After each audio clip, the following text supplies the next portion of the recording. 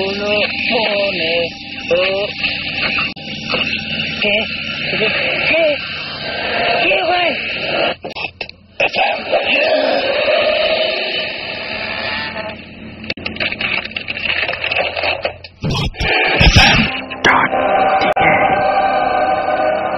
চলে গেছে 7টা দিন, আর ক্যালেন্ডারের পাতায় আবারও শুক্রবার।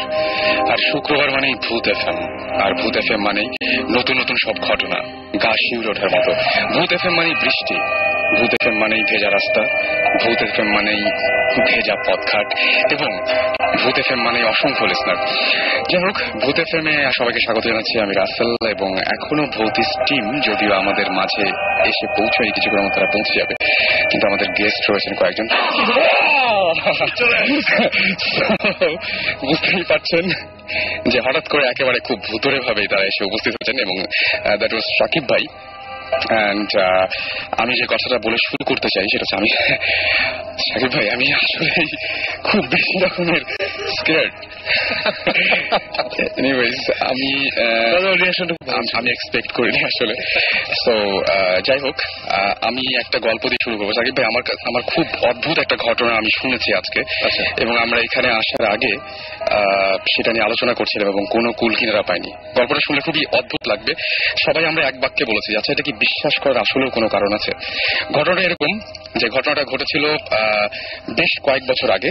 আমাদেরই পরিচিত একটা ফ্রেন্ড, তার বড় ভাই, তারা বেশ সম্ভ্রান্ত পরিবার ছিল আর কি। সম্ভ্রান্ত পরিবার ছিল। এক সময় সেই ফ্রেন্ডের বাবা মারা যায়, ফ্রেন্ডের যে বড় ভাই, তার বাবা মারা যায়, এবং বাবা মারা যাওয়ার পরে যেটা হয় যে তাদের ওই বিষয় সম্পত্তি এই সমস্ত নিয়ে অনেক ঝামেলা হয়, এবং তাদের অর্থনৈতিক যে অবস্থা, ফিনান্সিয়াল কন্ডিশনটা খুবই খুবই খুবই খারাপ দিকে যেতে থাকে। অনেক লোন টোন হয়ে যায়, ধীরে ধীরে অনেকগুলো সম্পত্তি তারা উদ্ধারও করতে পারে না। তো ফ্যামিলির একমাত্র সে হচ্ছে বড় ছেলে আর কি। তো বাবা মা খুবই আশা করছিল যে আমার ছেলে একদিন পড়াশোনা শেষ করে ভালো একটা চাকরি করবে, এবং তার দিকে তাকিয়েছিল। তো একটা সময় আসলে এরকম যে সে খুব ভালো স্টুডেন্ট ছিল, এবং চাকরিটা সে কি বলবো যে ভালোভাবে পাশ করলো, এবং চাকরি পেয়েও গেল। চাকরি নিয়ে গেল সে ঝিনাইদহ। আচ্ছা, এবং ঝিনাইদহতে সে চাকরি করার পরে প্রথম মাসের স্যালারি নিয়ে বাসায় এসছে, এবং সেই দিন বাসায় উৎসব। সমস্ত টাকাগুলো নিয়ে এসে মায়ের হাতে দিল, কিছু টাকা নিজের কাছে রাখলো, এবং বাড়িতে সমস্ত বন্ধু বান্ধবকে ডেকে নিয়ে সেদিন খাওয়া দাওয়ার ব্যবস্থা করলো। সবাই গিয়েছিল সেদিন, এবং সবাই মিলে অনেক আনন্দ উৎসব করার পরে তারপরে আবার যে যার মতো চলে গেল। এবং সে বললো, দেখ আমি তো নতুন চাকরি, একদিন বেশি থাকতে পারবো না, আমাকে আবার কালকে বিকালে চলে যেতে হবে, তোরা সকালে আসিস, এসে সবাই মিলে আড্ডা দেওয়া যাবে। এরপরে ছেলেটা নিজের ঘরে ঢুকে যায়, এবং ঢুকে যাওয়ার পরের দিন সকালবেলায় বেলা 12টা পর্যন্ত সেই ঘর থেকে সে আর বেরোয় না। এবং তারপরে তার বন্ধু বান্ধব গুলো সবাই মিলে তার বাসায় যায়, এবং বাসায় যেয়ে তাকে ডেকে তুলতে চেষ্টা করে আর কি। প্রথমে দরজা নক করে, তো আন্টি বলেন যে ও তো ঘুমাচ্ছে, কালকে রাত্রে তো অনেক রাত্রে ঘুমাইছিল, এখনো তো ওঠে নাই। তো ওরা দরজায় নক করে, কিছুক্ষণ পরে দেখা যায় যে কোনো সারা শব্দ নাই। আবারও নক করে, তারপরে কোনো সারা শব্দ নাই, আবারও নক করে। এরকম করতে করতে অনেক সময় অনেক জোরে নক করা শুরু করে। যখন ভেতরে কোনো শব্দ হয় না, তখন দরজাটা মনে আন্টি ভাঙতে হবে, ভিতরে কিছু হয়েছে। এবং তারা সবাই মিলে দরজাটা ভেঙে ফেলে, এবং দেখা যায় ভিতরে কেউ নাই। কি বলতো? এবং ভিতরে কেউ নাই তো কেউ নাই, সেই মানুষটার এখন পর্যন্ত কোনো সন্ধান পাওয়া যায়নি। এটা প্রায় 12 বছর আগের ঘটনা, এবং 12 বছর ধরে সে নিরুদ্দেশ, এবং ভেতরে দরজাটা বন্ধ ছিল। খুবই অদ্ভুত ব্যাপার, ভেতর থেকে দরজাটা বন্ধ ছিল। সে যদি কোথাও হারিয়ে যায়, তাহলে সে জানে তার ফ্যামিলির এই অবস্থা, তার ফিরে আসার কথা। তাহলে যদি ভেতরে কেউ নাই থাকে, তাহলে রাতের বেলায় যে মানুষটা এসেছিল সেটা কে ছিল?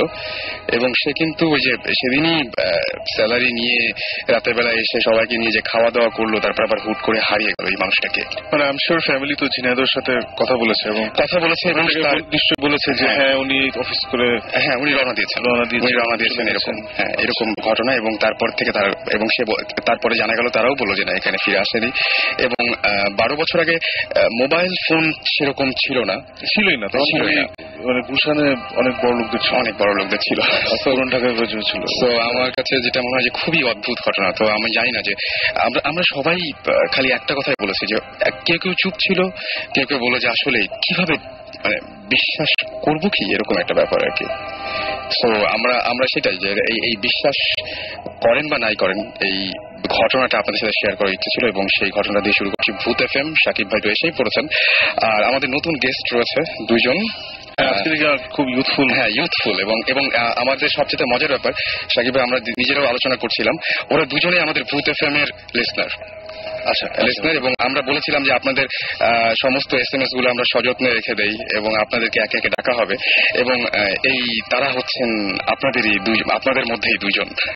পরিচয়টা যে হ্যাঁ, পরিচয়টা আমরা জেনে নিই। আমার নাম জাফির শাফি চৌধুরী, আমি ঢাকা কলেজ সেকেন্ড ইয়ারে পড়ছি। আমার ফ্রেন্ড আছে এখানে। আমার নাম শাহরুখ ইসলাম, আমি ঢাকা কলেজ সেকেন্ড ইয়ারে পড়ছি। অলরাইট, সাকিব ভাই আপনি তো বলেন যে কোন দিক দিয়ে শুরু করতে পারি আমরা? আমি একটু জানতে চাই, মানে ভূত এফএম কটা এপিসোড শোনা হয়েছে আপনাদের? মাইকটা যদি দুজন শেয়ার, হ্যাঁ, মাইকটা দুজন শেয়ার করলে ভালো হয়। আমার মনে, আমি যতটুকু জানি আমার প্রত্যেকটা এপিসোডই আমার শোনা আছে, প্রত্যেকটা এপিসোডই আমার ফার্স্ট থেকে আমরা শুনি। আচ্ছা, কি ভয়টা লাগে রাতে বেলা? অ্যাকচুয়ালি আমার রুমটা এরকম যে আমার রুমটা আজকে আমার ফ্রেন্ডটা দেখেছে আমার বাসায় যাওয়ার পরে, যে ও আমি যেখানে শুনি ঠিক তার পাশে আমার জানলা, এবং তার থেকে অনেক দূরে বিল্ডিং গুলা, এবং রাত্রেবেলা যখন পুরাই বাগানের মতো জায়গা এবং রাত্রেবেলা চাঁদটা পুরো ক্লিয়ার ভিজিবল থাকে, তো মানে আমার এনভায়রনমেন্টটাই পুরো ভৌতিক। ওখানে গেলেই ভয় লাগবে, আমার ওখানে গেলে ভয় লাগে, প্লাস আপনাদের এই কাহিনী শোনার পরে আমি সিরিয়াসলি আমার অনেক ভয় লাগে মাঝে মাঝে। গুড, তাহলে কাজ হচ্ছে সেটাই। এখন ঘটনা, ওদের কিছু ঘটনা আছে এবং সেগুলো, এবং ওরা বলছিল যে এটা ওরা খুবই এক্সাইটেড ছিল যে আমাদের সবার সাথে শেয়ার করতে চায় যে পরবর্তীতে এটা নিয়ে আমরা কিছু করতে পারি কিনা। আমি মনে হয় শুরুতে শুরু করি তোমাকে দিয়ে। ওকে, ঠিক আছে। আমার ঘটনাটা আসলে আমার নিজের লাইফ এক্সপিরিয়েন্সই আমি শেয়ার করবো। এক্সপিরিয়েন্স হয়েছে আমার কিছুদিন আগে, খুব বেশি দিনই হয়নি। তো যেটা হয়েছিল যে আমার এক ফ্রেন্ড, আমি থাকি মিরপুরে, তো আমার এক ফ্রেন্ড মিরপুরে থাকে আমার সাথে। তো আমার ফ্রেন্ডটাকে একদিন ভূত এফএম এ আপনাদের ধানমন্ডি 27 নম্বরে আপনার একটা হন্টেড হাউসের কথা বলেছিলেন। তো ওইটা শোনার পরে আমি আরো আলোচনা করছিলাম যে আমরা 27 নম্বরে একটা হন্টেড হাউসে যাবো। তো আলোচনা করতে করতে আমি আমার ওই আরেকটা ফ্রেন্ডকে বলছিলাম যে আমরা তো এরকম প্ল্যান করতেছি, তুইও যাবি নাকি? তো আমার ওই ফ্রেন্ড আমাকে বললো যে ধানমন্ডি 27 নম্বরে তো আছেই, কিন্তু মিরপুরেও যে একটা আছে তুই কি জানিস? আমি বললাম যে মিরপুরে আছে। আমি বললাম কোথায়? তো ও তখন আমাকে লোকেশনটা দিল। তো ওর নাম আশিক। তো আমি পরে একদিন, কিছুদিন আগে, 2 মাস হবে, তো একদিন আমি রাত্রেবেলা পরে আমি যখন বাসায় আসছি তখন রাত প্রায় 9:30 বাজে। তা আমি ওই বাড়িটার একটু বর্ণনা দিয়ে নিই। বাড়িটা হচ্ছে কি, মিরপুর একটা মাজার আছে, অনেকেই হয়তো বা জানেন, মাজার রোড যেটাকে আমরা বলি, মাজার আছে ওখানে একটা। মাজার থেকে একটু সামনে গেলে বুদ্ধিজীবী কবরস্থান, মাঝখানে কিছু জায়গা আছে, ওই জায়গাটা হচ্ছে ওই জায়গার যে কোনো একটা জায়গা, ওই জায়গাটার মাঝখানেই হচ্ছে বাড়িটা। আচ্ছা, তো বাড়িটা অনেক বড়। তো আমার ফ্রেন্ডটা বলতো যে ওই বাড়িটাতে নাকি কেউ থাকে না, এবং ওই বাড়িটা নিয়ে অনেক রকম কথাই প্রচলিত ছিল। আচ্ছা, তো আমি আমার ফ্রেন্ড আমাকে বললো যে ওই বাড়িতে একটা রাজাকার আগে থাকতো। তো 1971-এ ওইখানে অনেক গণহত্যা করা হয় সেখানে, এবং ওইখানে এলাকাবাসীরা অনেক কিছু দেখেছিল সেখানে, এবং তারা অনেক ভয় পাইতো যে ওই বাড়িটা নিয়ে, যে মানে ওইখানে ওই বাড়িটা নিয়ে তারা অনেক ভয় পাইতো যে ওই বাড়ি থেকে অনেক প্যারালাল এক্সিস্টেন্সের কথা তারা ফিল করতো, যে এখানে কোনো কিছু আছে বা আছে এরকম কিছু একটা ফিল করতো। তো 1971 যখন আমাদের দেশ স্বাধীন হলো, তারপরে ওই বাড়িটার মালিকানা আমাদের মাজারের যে কর্তৃপক্ষ তারা নিয়ে নেয়। তো নেয়ার পরে সেই বাড়িটাতে কিছু হুজুর থাকা স্টার্ট করে, কিন্তু তারা থাকতে পারে না, তারা 2 রাত থাকে মাজারে। আমি এই কথাটা জানতে পেরেছি যে তারা 2 রাত থাকে। তো 2 রাত থাকার পরে যে ঘটনাটা ঘটে, যে বাড়িতে বিভিন্ন কাজ ভাঙে, বিভিন্ন রকম সাউন্ড পাওয়া যায়, বিভিন্ন ছায়ার ঘূর্ণন দেখা যায়, মানে এরকম অনেক কিছু দেখা যায়। তারা অনেক ভয় পায়, তারা 2 রাতে বেশি থাকতেই পারে না। তো এরকম কয়েকদিন চলে, তারপরে মাজার কর্তৃপক্ষ সিদ্ধান্ত নেয় যে না, এখানে যেহেতু কিছুই থাকতে পারতেছে না, সেহেতু এখানে একটা মাদ্রাসা করা হবে আমাদের। তো মাদ্রাসাটা করার পরে মাদ্রাসা শুরু হলো, কিছুদিন ভালো গেল, তারপরে আবার সেই পুরাতন সমস্যা, এখানে অনেক কিছু সাউন্ড পাওয়া যায়, অনেক ছাত্ররা বলে এখানে অনেক সাউন্ড পাওয়া যায়, অনেক কিছু ফিল করতে পারে তারা, যে কিন্তু দেখতে পারে না, মানে তাদের অনেক রকম সমস্যা হয়। তারা বলে যে কোনো কিছুর এক্সিস্টেন্স আছে তাদের ভিতরে। তো ছাত্ররা এরকম বলার পরে ছাত্ররাও সিদ্ধান্ত নিল যে তারাও থাকবে না। তো যেটা হলো যে আমি একদিন ঠিক করলাম যে না, আজকে আমি যাব সেখানে। তো আমি ওই দিন রাত বাজে 9:30, আমি পড়া শেষ করে আমি যখন ওই বাড়ির দিকে যাচ্ছিলাম, বাড়িটার সামনে গিয়ে আমি জাস্ট দেখছিলাম যে বাড়িটা কিরকম। তো বাড়িটা ছিল দোতলা, বাড়িটা অনেক বড় ছিল। আমি বাড়িটা চারিদিকে ঘুরে ঘুরে দেখছিলাম যে বাড়িটা আসলে কিরকম। তো দেখতে দেখতে আমি চিন্তা করলাম যে আচ্ছা বাড়ির ভিতরে কেউ থাকে কিনা, কেয়ারটেকার জাতীয় কেউ আছে কিনা, আমি তাকে একটু জিজ্ঞেস করে দেখি যায় বাড়িটার আসল কাহিনী কি। অনেকের কাছে তো অনেক কিছু শুনেছি, তো আমি অনেকক্ষণ ধরে খুঁজলাম যে কাউকে পাওয়া যায় কিনা বাইরে, যে আমি জিজ্ঞেস করবো। তো এলাকাটা খুবই নির্জন, ওখানে দিনের বেলা তো অনেক কম মানুষ, রাত্রেবেলা তো কারো যাওয়ার প্রশ্নই ওঠে না, এলাকাটা খুবই নির্জন। তো যেটা হলো যে আমি ওই বাড়িটার আশেপাশে ঘুরতে ঘুরতে হঠাৎ করে আমি গেটের ওখানে এসে পড়ি। গেটের ওখানে এসে আমি ভাবছিলাম যে আমি গেটে নক করবো, যে ভিতরে ঢোকার জন্য, ভিতরে কেউ আছে কিনা আমি জানার জন্য। তো আমি ভাবছিলাম যে আচ্ছা বাড়িটা নিয়ে এত কিছু শুনেছি, আমি ভয়ও পাচ্ছিলাম আবার যে আসলে ভিতরে ঢুকবো কি ঢুকবো না। আমি দোকানায় পড়ছিলাম যে আমি কি করব। তো আমি বাড়িটাকে ভালো মতো খুঁজে খুঁজে দেখছিলাম। তো মানে এরকম ঘোরাঘুরির পরে হঠাৎ করে আমার পিছে একটা লোক আমাকে ডাক দেয়, বলে যে তুমি এখানে কি করছো। তো আমি বললাম যে আমি আসলে বাড়িটা দেখছি, আমি বাড়িটা নিয়ে অনেক কথা শুনেছি, তো আমি আসলে দেখতে পাচ্ছি। আপনি কি জানেন বাড়িটা নিয়ে কিছু, আমাকে কিছু বলতে পারেন আপনি? তো আমি উপর লোকটা বলে যে দেখো তুমি এখান থেকে চলে যাও, তুমি এখান থেকে চলে যাও, তুমি যেটা জানো না সেটা তোমার জানার দরকার নেই, তুমি এখান থেকে চলে যাও। আমি বললাম যে আপনি কি জানেন কিছু, আপনি যদি জানেন তাহলে আমাকে বলতে পারেন, আমি জানতে আগ্রহী। তো আমাকে বললো যে তোমার এত কিছু জানার দরকার নেই, তুমি চলে যাও এখান থেকে। তো আমি কিছু দূর তার কথা শুনে আমি কিছু দূর সামনে যাই, সামনে গিয়ে আমি একটা রিক্সা ডাক দিব যে আমি বাসায় যাবো, আমার বাসা খুবই কাছে। আমি রিক্সা ডাক দিতে আমি কি মনে করে আমি একটু পিছিয়ে ঘুরলাম, পিছিয়ে ঘুরে দেখি যে লোকটা নাই। মানে ওই এরিয়া থেকে, দৃষ্টি সীমা থেকে বাইরে যাওয়ার কোনো প্রশ্নই ওঠে না এবং এত তাড়াতাড়ি। কারণ মানে আমি যতটুকু আসছি আমি তো জানি, মানে ইট ওয়াজ লাইক 4 or 5 seconds। আমি খুবই ভয় পেয়েছিলাম। তো আমি ভয় পেয়ে ভাবলাম যাচ্ছে কই গেল, আমি আরেকটু সামনে আগায় গেলাম। যাওয়ার পরে আমি দেখতেছি লোকটা নাই। তো আমি আবার হাঁটতে হাঁটতে আমি খেয়ালও করি না যে আমি গেটটার সামনে আবার এসে দাঁড়াইছি। তো দাঁড়ায় আমি জাস্ট দেখছি যে চারিদিকে কেউ আছে কিনা, মানে ওই লোকটা কোথায় গেল, মানে আমি বুঝতেছি না কোথায় গেল। তো দেখতে আমি অনেকক্ষণ দাঁড়ায় আছি, আমি কিছুক্ষণ পর বুঝলাম যে আমার পিছিয়ে কেউ দাঁড়ায় আছে। তা আমি জাস্ট বুঝে আমি ভাবলাম যে কি হচ্ছে আমি কি বুঝতেছি, আমি খুবই ভয় পেয়ে গেছি। তা আমি জাস্ট টার্ন অ্যাবাউট, মানে আমি জাস্ট দেখলাম যে ওই লোকটা আবার বলে তুমি আবার এখানে আসছো, তোমাকে এখান থেকে চলে যেতে বললাম, তুমি আবার এখানে আসছো কেন?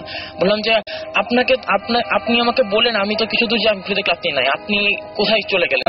তো বলে যে আমি তোমাকে বলছি না, তুমি যেটা বুঝো না সেটা তোমার বোঝার দরকার নেই, তুমি এখান থেকে চলে যাও। আমি খুবই ভয় পেয়ে আমি তার সাথে সাথে আমি বাসায় এসে পড়ছি। ওই দিন আমি খুবই বেশি ভয় পেয়েছিলাম এবং আমি সাথে সাথে ওকে ফোন করে বলছি যে দোস্ত এরকম একটা কাহিনী ঘটছে, তুই কালকে সকাল সকাল এখানে আসবি, আমি আবার যাবো, আমি দেখতে চাই এখানে কি আছে। আমি সকালবেলা আমি ওই বাড়িতে গেছি, কারণ ও ওই দিন খুব অসুস্থ ছিল। তো আমি ওই দিন সকালবেলা যে আমি ইন্টারেস্টিং আমি খুব একটা জিনিস দেখলাম, ওই বাড়িটার চারিদিকে আরবি লেখা ছিল।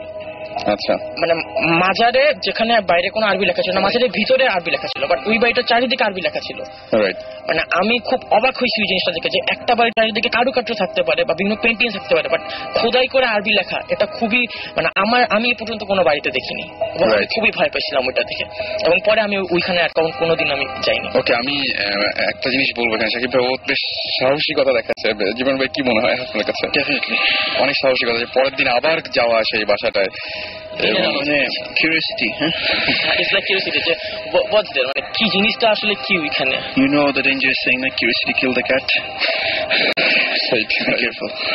Alright, আমার মনে হয় যে ওকে মনে হয় যেতে আরেকবার নিষেধ করা উচিত না। এখন না, আবার যাও,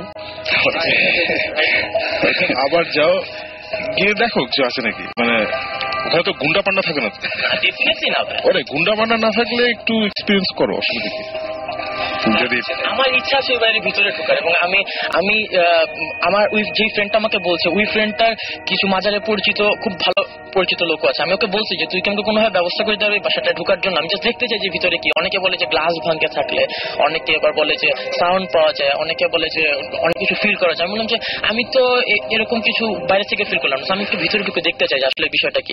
বলছে দেখ আমি আমার জন্ম থেকে ওই বাড়িটাকে আমি বন্ধ দেখতেছি এবং আমি ওই বাড়িটা সম্বন্ধে অনেক কথাই শুনছি, আমি নিজেও এগুলো এক্সপিরিয়েন্স করি নাই, তো আমি তো এটা বলতে পারি না যে। কোনো অসুবিধা নেই, আমি সুমন ভাই আসতেছে নেক্সট উইক, সো তোমার নাম্বার আমি নিয়ে নিবো এবং আমার মনে হয় যে একসাথে অনেক কিছু। আচ্ছা, আমরা প্রত্যেক দিনই বলি যে অনেকগুলো SMS থেকে যায় আমাদের, তো গত সপ্তাহের কিছু SMS পড়ে ফেলি আমরা। নেহা আমাদেরকে বরিশাল থেকে SMS করেছেন এবং তিনি বলেছেন তার বাসার পেছনে একটা মাঠ আছে যেখানে অনেকে রাতে একটা মহিলাকে হেঁটে যেতে দেখে এবং এই মহিলাকে যারা দেখে তারাই বিপদে পড়ে। মানে যারা দেখে তারা বিপদে পড়ে। তার বাসার পেছনে একটা মহিলা এরকম মাঠে হেঁটে যায় এবং সেই মহিলাকে দেখলে বিপদ হয়। এটা বরিশালে। আচ্ছা, এটা তো একটা মানে এটা বেশ কমন ফেনোমেনা কিন্তু। হ্যাঁ সেটাই, আমরা এই জিনিসটা অনেকের সাথেই হয়। যেমন আমাদের এয়ারপোর্ট রোডে যে ছিল ওদিন একজন আসছিলেন, বলছিলেন যে একটা সাদা শাড়ি পরা মহিলা গাড়ির সামনে। হ্যাঁ সেটাই। আমার কাছে আরো কিছু SMS আছে, যেমন রিজওয়ান আমাদের SMS করেছেন এবং তিনি বলেছেন তিনি এক রাতে তার বাবার সাথে ঘুমিয়েছিলেন এবং হঠাৎ করে তার বাবা এবং তিনি দুজনেই একসাথে খুব সুন্দর একটা গন্ধ পেয়েছিলেন। গন্ধ পাওয়ার পরে তিনি বললেন যে তার বাবাকে বললেন যে বাবা আমি একটু গন্ধ পাচ্ছি। তার বাবাও সঙ্গে সঙ্গে বললো যে হ্যাঁ আমিও পাচ্ছি, এবং দুজনে একসাথে একটা গন্ধ পেয়েছিল। তারা জানে না যে ওটা কিসের গন্ধ ছিল, বাট তারা পেয়েছে, সেটা আমাদের সাথে শেয়ার করেছে। আমাদের SMS করেছেন অয়ন, এবং অয়ন বলেছেন যে একবার তিনি গ্রামে যাওয়ার পথে এমন একজন মানুষকে দেখেছিলেন যে মানুষটা তিনি জানেন ভালোভাবে যে মারা গিয়েছেন। এরকম একজন পরিচিত মানুষ তিনি দেখতে পেয়েছিলেন যে হেঁটে যাচ্ছে, সামনাসামনি দেখতে পেয়েছেন এরকম।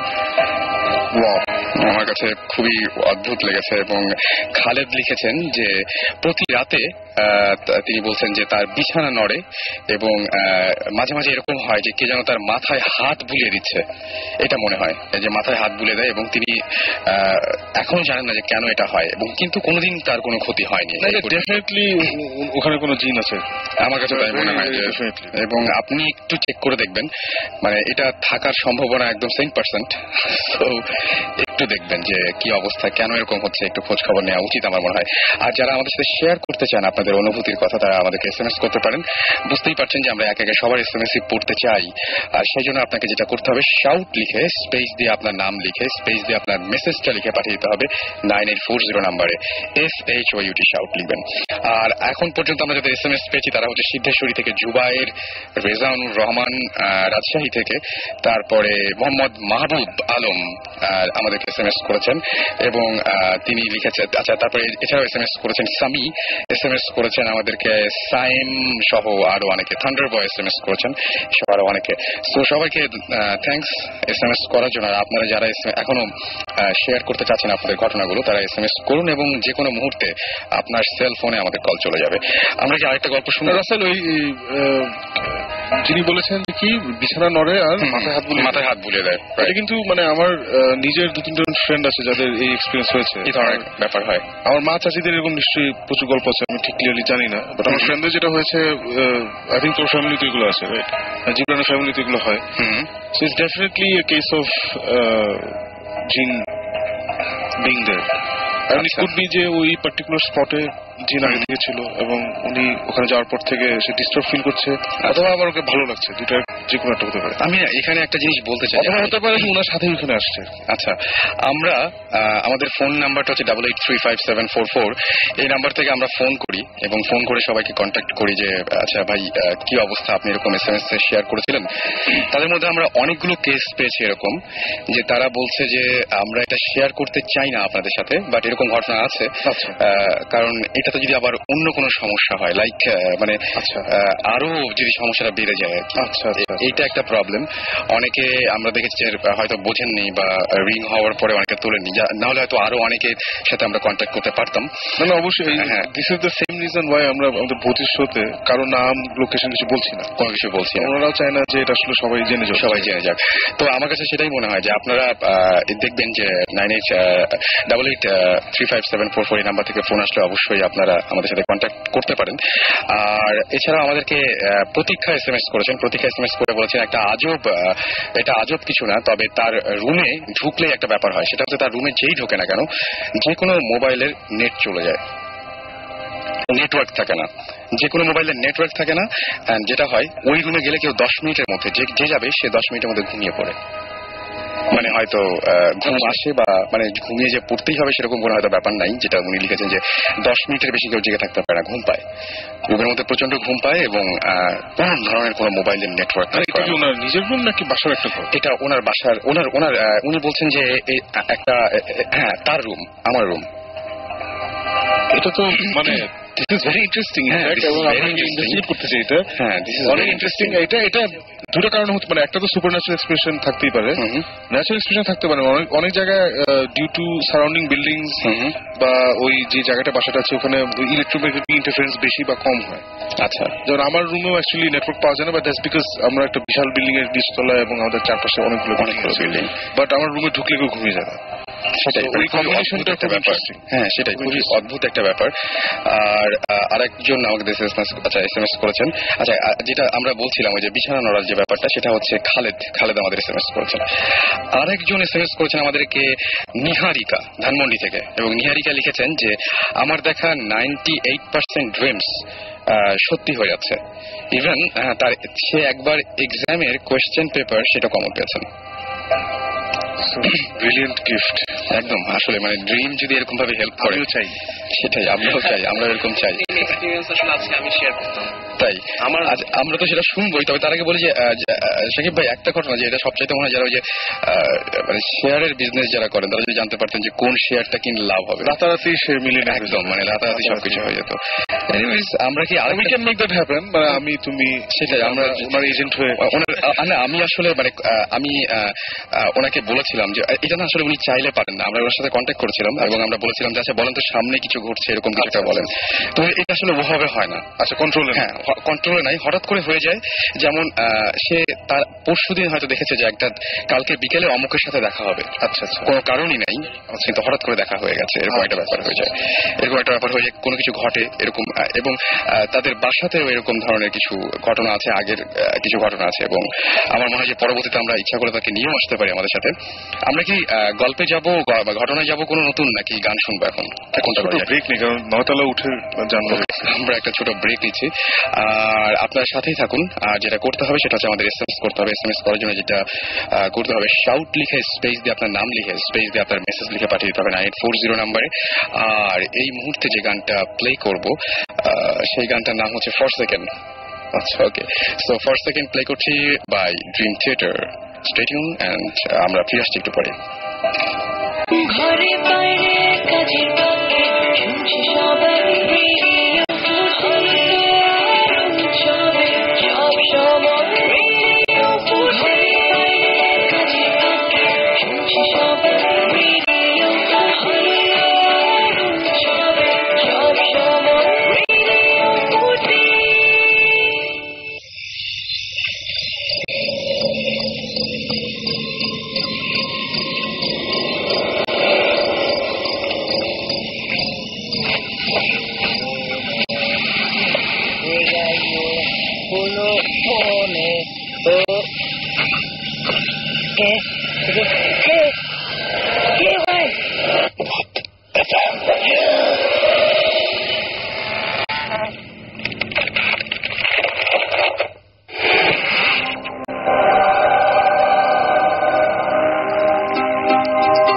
আসলাম আরো একবার সাথে নিয়ে ভূত এফএম। আর ঘড়িতে সময় 12:38। বৃষ্টি কিন্তু হয়ে যাচ্ছে, চমৎকার একটা ওয়েদার এই ধরনের ঘটনা শেয়ার করার জন্য। সো মোবাইলটি হাতে নিন এবং সেখানে টাইপ করুন SHOUT শাউট স্পেস আপনার নাম স্পেস আপনার মেসেজ পাঠিয়ে দিন 9840 নাম্বারে। শুনছেন সবসময় রেডিও ফুর্তি এবং ভূত এফএম নিয়ে আপনার সাথে আছি আরো অনেক রাত পর্যন্ত। সো যতক্ষণ পর্যন্ত আপনারা থাকবেন ইনশাল্লাহ আমরাও ততক্ষণ পর্যন্ত কন্টিনিউ করব। আর আমি দেখতে পাচ্ছি যে আমাদের সাথে অনেকেই আমাদের এসএমএস দিয়ে শেয়ার করছেন তাদের অনুভূতি। যেমন আমাকে অনেকে নাম লিখছেন না, তবে এসএমএসটা এসছে জয়পুরহাট থেকে। সেখানে একটা জঙ্গল আছে এবং সেই জঙ্গলে বিভিন্ন সময় দেখা যায় যে বিভিন্ন মানুষের রূপ নিয়ে কেউ বা কিছু তাদের পথ আটকায় এবং সামনে চলে আসে, এবং সন্ধ্যার পরে ওই রাস্তা দিয়ে সাধারণত কেউ যেতে চায় না। এরকম ঘটনা ঘটে থাকে। আমি এটা খুব একটা হয়তো কমন একটা ঘটনা, কিন্তু এটা আপনি যদি এক্সপিরিয়েন্স করে থাকেন তাহলে ডেফিনেটলি আমাদের একটু জানান, তাহলে আমরা আপনার সাথে কথা বলতে পারি। আজমাইন আমাদের এসএমএস করেছেন এবং তিনি বলছেন 2-3 দিন আগে কম্পিউটারে তিনি একটা নাটক দেখছিলেন এবং সেই নাটকটা দেখার সময় তিনি একটা ক্যারেক্টার দেখলেন, যে ক্যারেক্টারটা দোকানদারের একটা রোল প্লে করছিল, এবং সেইখানে তিনি সেই দোকানদারের রোলে যে ব্যক্তিটিকে দেখতে পেলেন, সে গত 8 বছর আগে মারা গেছে। প্রশ্ন হচ্ছে যে নাটকটিকে 8 বছর আগে তৈরি করা নাকি এখনকার? যদি সেটা হয় তাহলে তো ব্যাপারটা খুবই ভয়ঙ্কর।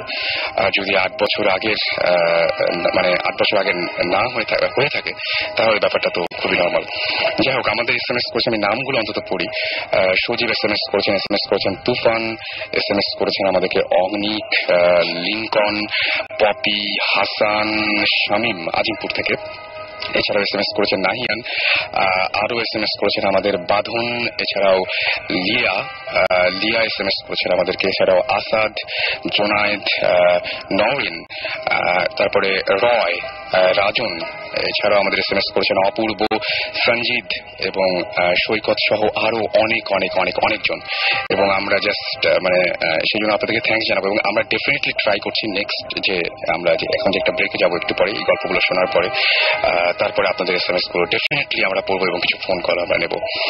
আমাদের মধ্যে তো সবাই এখন আছি আমরা একটা গল্প, এখন আমরা একটা ঘটনা যদি সাকিব ভাইয়ের কাছে ছুটি তাহলে কেমন হয়? আচ্ছা, গেস্টটা তাহলে গেস্টদের মধ্যে আরেকজন আছে, তার কাছে একটা গল্প শুনতে পারি না? ওকে, আচ্ছা, আমার আগে নামটা অনেকে হয়তো মনে নাই বা এরকম কিছু। আমার নাম জাফির। ওকে, আচ্ছা, আমি গল্পটা আগে কিছু কথা বলে নিতে চাই। মানে ব্যাপারটা হচ্ছে এই গল্পটা একটা গ্র্যাজুয়াল স্টোরি, মানে নট অনলি সিঙ্গল স্টোরি। মানে এটার মানে পুরোপুরি ফার্স্টে শুনলে হয়তো বা কিছুটা মনে হতে পারে, বাট এটা চলে আসছে। And it's a story of 130 years. 130 years আগে একটা স্টোরি, এবং এটা মানে এখনো সেটা রেস্ট চলছে। প্রথমে আমি একদম চলে যাই 130 ইয়ার্স আগের কথা। 130 ইয়ার্স আগে মেনলি আমি একদম ছোটবেলায়, এবং তারপর থেকে আমি থাকতাম হচ্ছে গিয়ে পুরান ঢাকায়। এটা হচ্ছে আপনার চকবাজার এলাকার ওখানে, মানে অনেক কিছু পুরান ঢাকার ব্যবসায়ীরা থাকতেন, অনেক বড় বড় ব্যবসায়ী ছিলেন। এখন আমার নানার দাদা, তিনি ছিলেন হচ্ছে গিয়ে আপনার কদম ব্যাপারী বলে তাকে। তিনি অনেক বড় একজন ব্যবসায়ী ছিলেন, ইভেন ইন্ডিয়ার পাটনা এবং বিভিন্ন জায়গা থেকে তার কাছে গুডস আসতো বিভিন্ন রকম। তিনি সেখানে বেশ মানে প্রভাবশালী একজন ব্যবসায়ী ছিলেন মার্কেটের। এখন সেই নানার দাদা আপনার একটা হিন্দু বাড়ি ছিল সেখানে।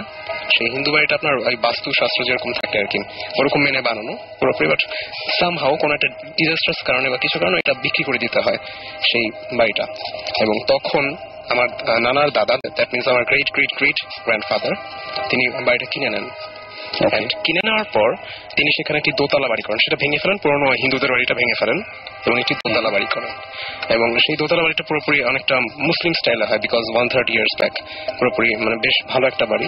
আপনার বাড়িটা গেলে দেখতে পারবেন বেশ মানে আপনার অনেক পিলার গুলো খুব হেভি করে বানানো, আপনার অনেকটা একটা উঠানের মতো জায়গা, কিছু জায়গা বাসা, আবার মাঝখানে একটা বড় উঠান। অনেক সময় দেখা যায় বিভিন্ন মুভিতে যেরকম দেখা যায় একটা সেরকম একটা বাড়ি, মানে অলমোস্ট একটা চারপাশে একটা দুর্গের মতো ঘেরা, বেশ বড় জায়গা নিয়ে করা বাসাটা।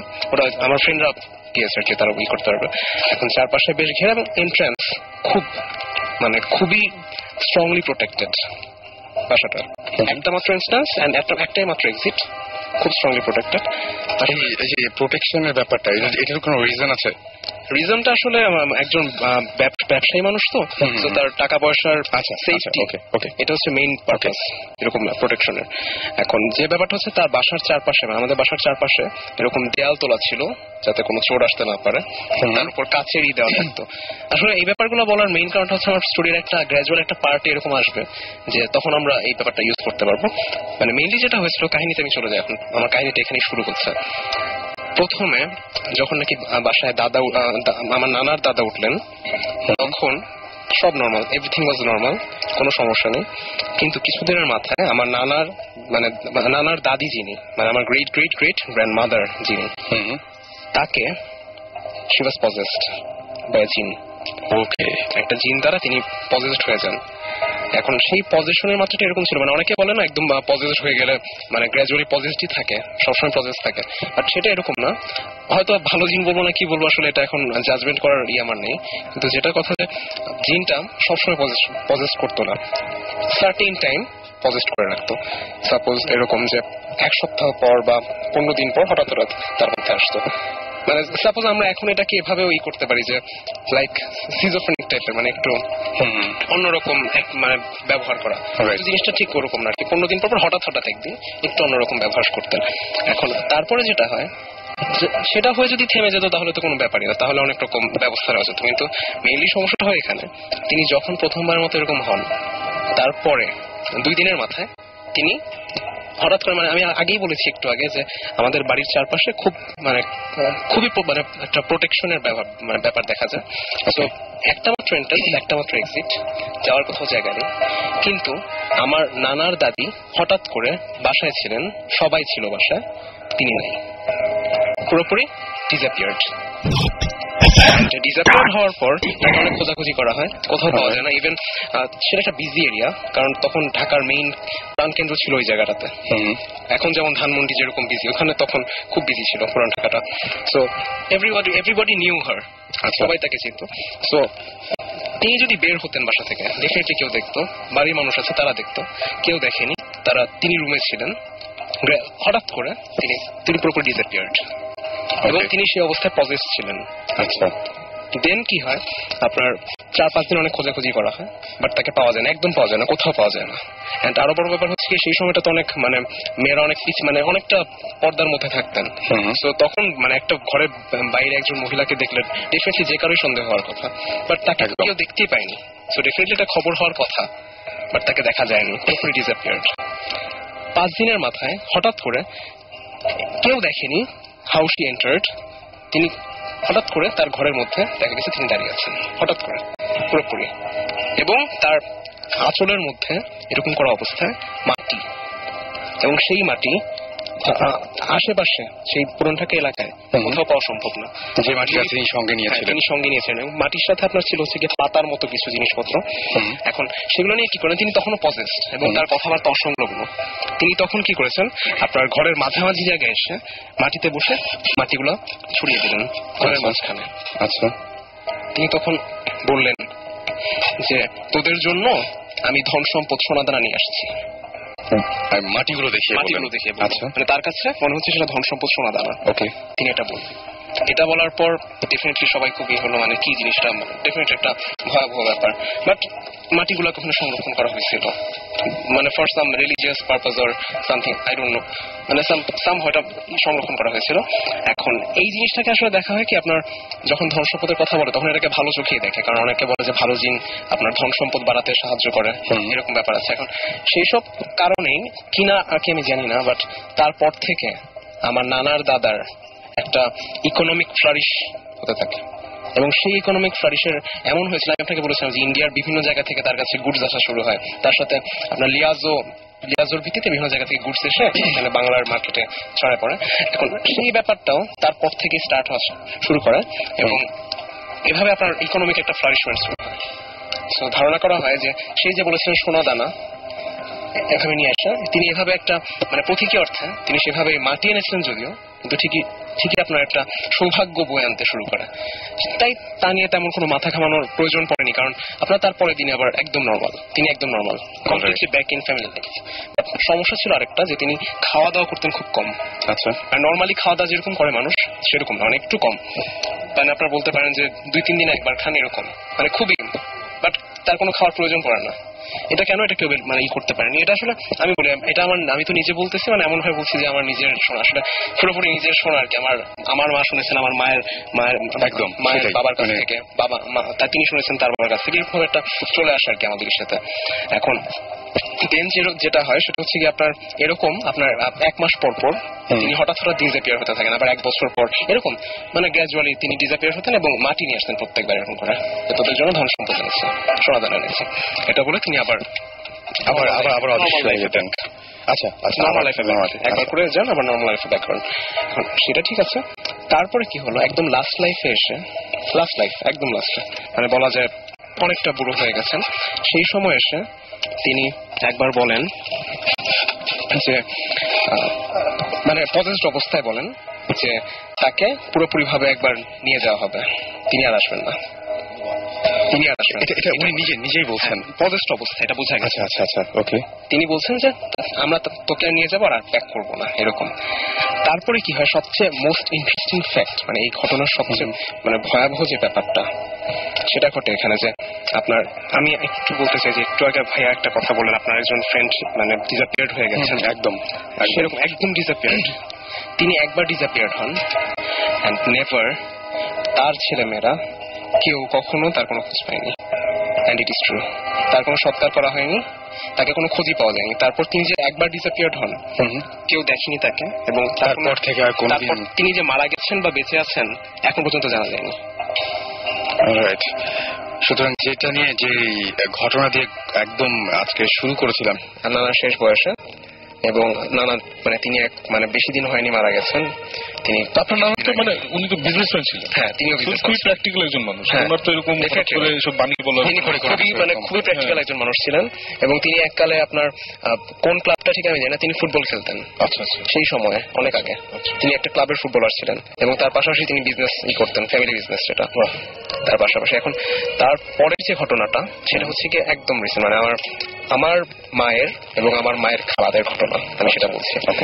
সেটা হচ্ছে আপনার জেনারেশন টু জেনারেশন চলছে সেই কাহিনীগুলো। আচ্ছা, এখন নেক্সট যে ঘটনাটা ঘটে সেটা হচ্ছে আপনার খালারা যখন ছোট, তখন খালা, বড় খালামণি, আমার সেজো খালা আর আমার বড় খালা, তারা দুইজন শুয়েছিলেন। আচ্ছা, এখন হঠাৎ করে আমার খালা ঘুম ভেঙে গেল। তিনি ঘুম ভেঙে উঠে মানে প্রথমে নড়াচড়া করছেন না, স্টিফ হয়ে শুয়ে আছেন।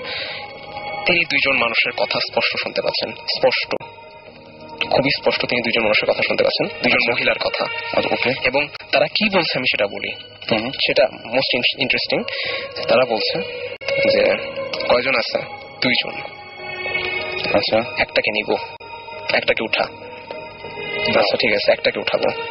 জাস্ট এই 4টা বা 5টা, এরকম 5টা কথা। এটা কি রিপিট করছে বারবার? রিপিট না, জাস্ট 5টা কথা। আচ্ছা, 5টা কথা গ্যাপ দিয়ে 5 জন কনভারসেশনের মতো 5টা কথা বললো। বলার পর খুব ভয় পেয়ে গেছে, মানে কার কথা বলতেছে, কি বলতেছে, বাট তারপর আর কিছু নাই, শেষ। এবং সেই সময়টা খুব স্পষ্ট ভাবে, তখন ঘুমাচ্ছিলেন না, খুব স্পষ্ট হয়ে জেগেছিলেন। এবং তারপরে তিনি বাকি সবাইকে জানান কথাটা, কিন্তু সবাইকে না, মানে জাস্ট বড় খালাকে জানান, বাট বাকি কাউকে জানানো হয়নি। তার 2 দিনের মাথায় একটা কাহিনী ঘটে। আচ্ছা, মানে সেটা কাহিনীটাকে আরো বেশি মানে ভয়াবহ করে তোলে। ব্যাপারটা হচ্ছে এরকম, আমার বড় মামা আছেন একজন, তাদের বড়, এখন তার বড় মামা মানে আমার বড় মামা আর কি, তাদের ফ্রেন্ডদের নিয়ে সেই বাসার ছাদটা আবার খুব সুন্দর, মানে আপনার এরকম একটা বাংলো, এরকম বাসার ছাদটা খুব সুন্দর হয়, আপনার পিলার দেওয়া ছাদটার মধ্যে। সেই ছাদের মধ্যে বসে ফ্রেন্ডরা সহ গল্প করছিলেন। ওকে, এখন অনেকটা এরকম একটা সিঁড়ির মতো ছিল, সেই সিঁড়ির মধ্যে বসে, মানে একটু গ্র্যাজুয়ালি নামার মতো সিঁড়ি, ওখানে বসে গল্প করছিলেন, উপরে নিচে বসে। এখন হঠাৎ করে আমার বড় মামা ফিল করলেন, মানে একটা এক্সিস্টেন্স, আপনারা যেমন বলেন যে এক্সিস্টেন্স ফিল হয়, একটা মানে সামথিং, একটা সিক্স সেন্স আমাদের বলে যে কিছু অ্যারাউন্ডে কিছু একটা ঘটছে, এরকম একটা সিক্স সেন্স তার ফিল হলো যে তার পাশে, বাম পাশে, ডান পাশে এবং তার মাথার কাছে 3 জন ব্যক্তি আছে। এটা উনি তার সেন্স হচ্ছে, কিন্তু তার ফ্রেন্ডরা কেউ কিছু সেন্স করতে পারছে না। ওকে, তিনি তারপর স্পষ্টভাবে 3টা কথা শুনলেন। আচ্ছা, এক্ষুনি উঠায় নিব, এখনই উঠায় নে, মানে একজনকে বলতেছে। এবং এই যে একই ঘটনা 2 বার ঘটলো, কিন্তু 2 জায়গায়। এখন উঠায় নিব 2 দিনের ব্যবধানে। এখন তার পরবর্তীতে বড় মামা খুব বেশি, তখন কিন্তু বড় মামা জানেন না এই ব্যাপারটা, খালার ব্যাপারটা জানেন না, তখনও জানাজানি হয়নি। এখন তিনি খুব তাড়াতাড়ি করে চলে আসছেন এবং ফ্রেন্ডদেরকে মানে বিদায় করে দিয়েছেন। তারপরে তিনি এসে সবাইকে মানে খুবই প্যানিকের সাথে ব্যাপারটা বললেন।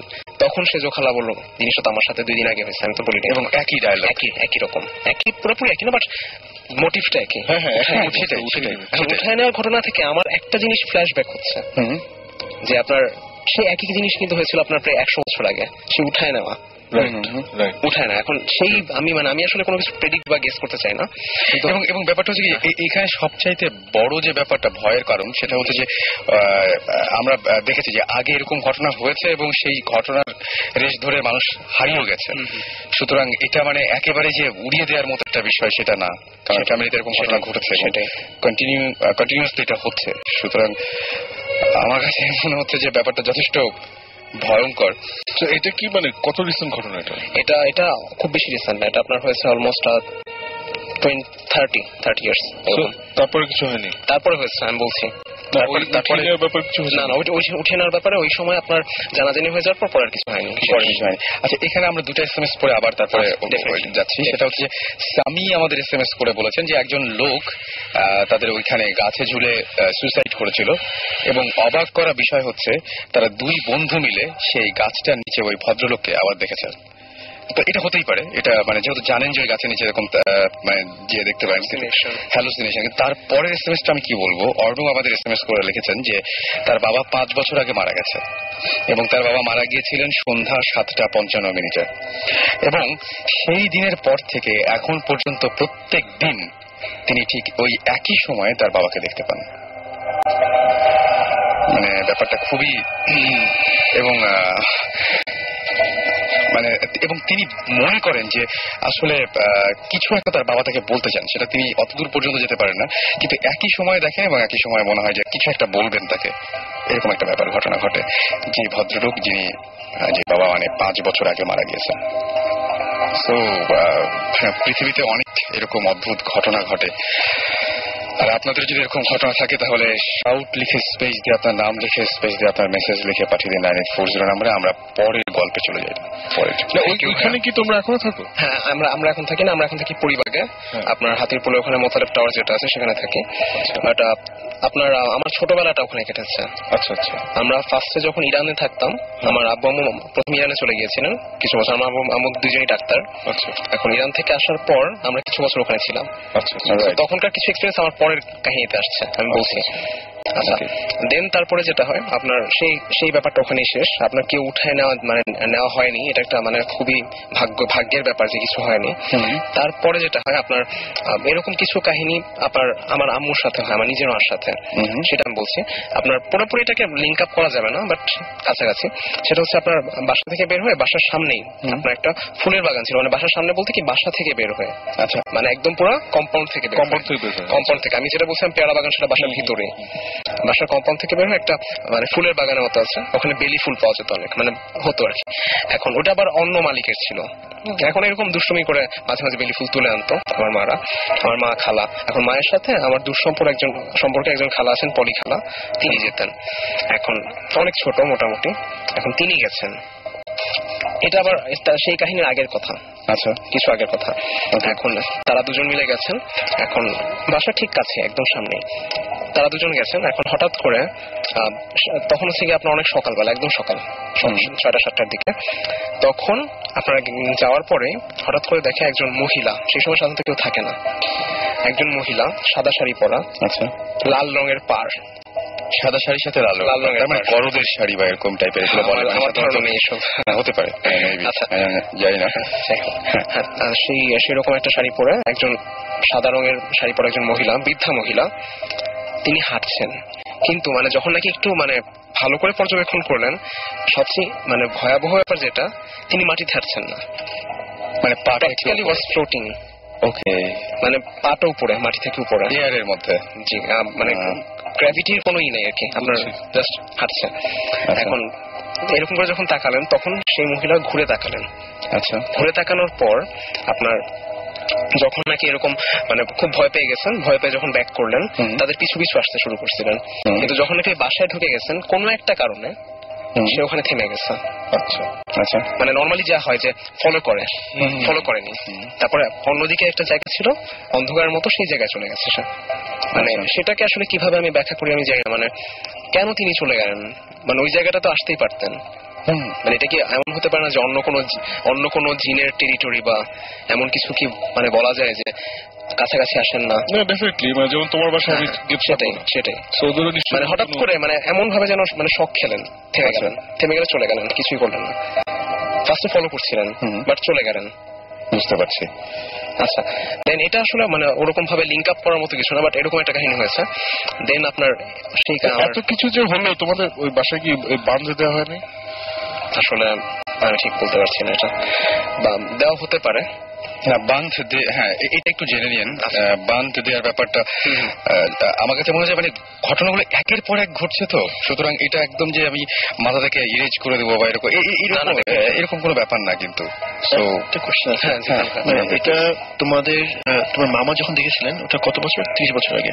30 বছর, হ্যাঁ 30-40 বছর। মা দেখেছিলেন আরো আগে, অলমোস্ট 50 ইয়ার্স। সো এই লাস্ট 30 ইয়ার্স এর এক্সপেরিয়েন্স, সেটাই বলছি আমি। তোমার নিজের পার্সোনাল? আমার এবং আমার বোনের। অলরাইট। আচ্ছা, দেন তারপরে আপনার সেকেন্ড পার্টটা শেষ। এবার আমি আমার third generation, that means third পার্টে আসি। আমরা যখন মানে ইরান থেকে আসার পর ওখানে মানে থাকা স্টার্ট করলাম মানে কিছুদিন, তখন প্রায় আমরা 10 বছরের মতো ছিলাম ওখানে, 10 থেকে 12 বছরের মতো ছিলাম ওখানে। তার মাঝখানে আপনার আমাদের একটা মানে বংশ পরম্পরায় অনেক কিছুই ট্রান্সফার হয়। এখন তখন কি হয়েছিল, আপনার ওই বিল্ডিংটা যেখানে ছিল তার পাশে একটা উঠানের মতো জায়গা ছিল, সেই পেয়ারা বারান্দার পাশে আর কি, সেখানটাতে একটা 3তলা বিল্ডিং তোলা হয়েছিল। আচ্ছা, মানে আপনি জানেন এখনো মানে পুরান ঢাকায় মানে রেগুলারলি এরকম বিল্ডিং এর মধ্যে তোলা হচ্ছে, অনেক বড় বড় বিল্ডিং, 6তলা 7তলা, মানে 3তলা একটা বিল্ডিং তোলা হয়েছিল জাস্ট আমাদের জন্য। এখন সেখানটাতে আমরা ছিলাম, তার পাশে আপনার পেয়ারা বারান্দাটা। আচ্ছা, এখন আরো কিছু ব্যাপার বংশ পরম্পরায় চলে আসছিল, যে আপনার একটা আলনা, মানে যেটা নিয়ে আমার এই নেক্সট স্টোরিটা, সেটা হচ্ছে একটা আলনা মানে যেখানে কাপড় রাখে আর কি। রাইট। এখন সেখানে সেটা খুব কারুকাজ করা একটা আলনা, মানে অনেক পুরানো, অলমোস্ট এটা আমি ঠিক জানি না আসলে এটার কত উৎপত্তি, কত অ্যান্টিক হয়ে গেছে, একদম অলমোস্ট অ্যান্টিক টাইপেরই। এখন এটা আমার দেওয়া হয়েছে কি আমার বোনকে, বড় বোনকে, আমার বড় বোন আছে, এখন সেই বড় বোনকে দেওয়া হয়। এখন বড় বোনের রুমে ওটা থাকতো। আচ্ছা, এখন সেই বড় বোনের রুমে সেই কাপড় টাপড় নর্মালি মানে কাজে ইউজ করতো, কিন্তু মানে আপনার ফার্স্টে খুব একটা সমস্যা হয়নি। আপনার আজ থেকে প্রায় এটা 6-7 বছর আগের কথা, তখন 6-7 বছর না, আরো আগে, 10 বছর আগের হবে, সেই টাইমটার কথা বলছি। হঠাৎ করে কি হয়, আপনার যখন নাকি শুয়ে থাকে বা পড়তেছে এমন একটা টাইমে, পড়ার টাইমে আপনার সন্ধ্যার দিকে 7-8টার দিকে, হঠাৎ করে আল্লাহর কাছ থেকে, আল্লাহর থেকেই যে উৎপত্তি এটা আমি মানে দাবি করা সম্ভব না। আচ্ছা, সামথিং আল্লাহর কাছাকাছি কোনো জায়গা থেকে একটা মেয়ে, বাচ্চা মেয়ে কাঁদতেছে, এমন একটা সাউন্ড আমার বোন পায়। আমার বোনের রুমে ছিল এটা। ওকে, এটা যখন আমাদের সাথে শেয়ার করে আমরা খুবই ভয় পাই, বিকজ আমার আম্মু আবার মানে খুবই ভয় পায় এসব ব্যাপার নিয়ে, মানে যেহেতু চলে আসতেছে একবার, মানে আবার যখন দেখা যাচ্ছে, এটা কিন্তু আপনার মাঝখানে একটা বড় টাইম গ্যাপ ছিল, একদম অনেক বড়, এটা একটা বড় টাইম গ্যাপ ছিল। লাস্টে যেটা হয়েছিল সেটা হচ্ছে কি, মানে কিছু জিনিস শোনা যেত, আপনার নানার কথা আমি আগে বলেছি, সেই নানার লাস্ট টাইমটা এইটার ফার্স্ট টাইমটা অলমোস্ট কাছাকাছি।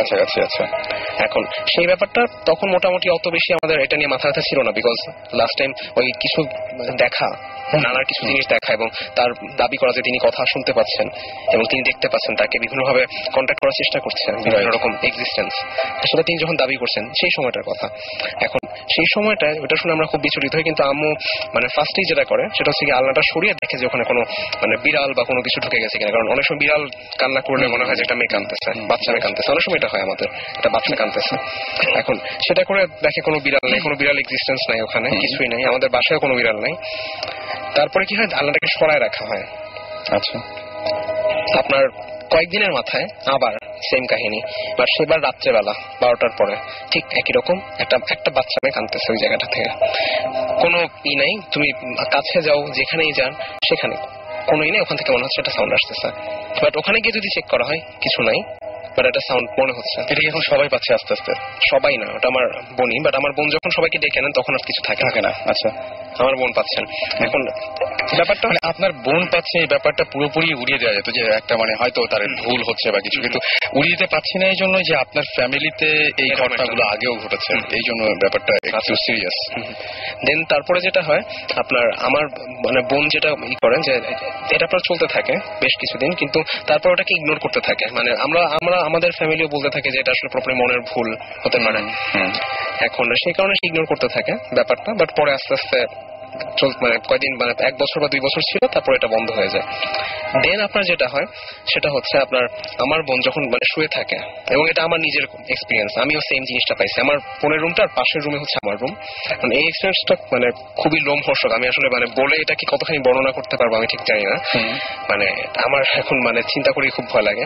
একটা টাইম আমি খুব ভয় পেতাম এটা নিয়ে, যে আপনার যখন মানে শুয়ে থাকি, এটা আমাদের দুইজনের এক্সপিরিয়েন্স, শুয়ে থাকি হঠাৎ করে মানে মনে হয় সেই existence, someone is around me or my sister. এখন তখন আমি মানে আমার ফার্স্টে যেটা হইতো যে আমি খুব ভয় পেয়ে যেতাম, বাট মানে জিনিসটা কি হয়, আপনার এক্সপিরিয়েন্সটা হওয়ার পর ফার্স্টে কিছু হয় না, কোনো শব্দ নাই, কিছু নাই, জাস্ট একটা মানে কিছু একটা ফিলিংস যে আমার চারপাশে কিছু একটা আছে। তখন আমি মানে কিছুক্ষণ কনসেন্ট্রেট করার পর একটা সাউন্ড শোনা যায়, সাউন্ড হচ্ছে এরকম একটা আপনার একটা গাঢ় breath deep breath, that means not a constant, মানে আমরা জেগে থাকতে যেভাবে একটা নর্মালি ব্রিথ করি সেরকম না, মানে একটা deep breath but slow breadth.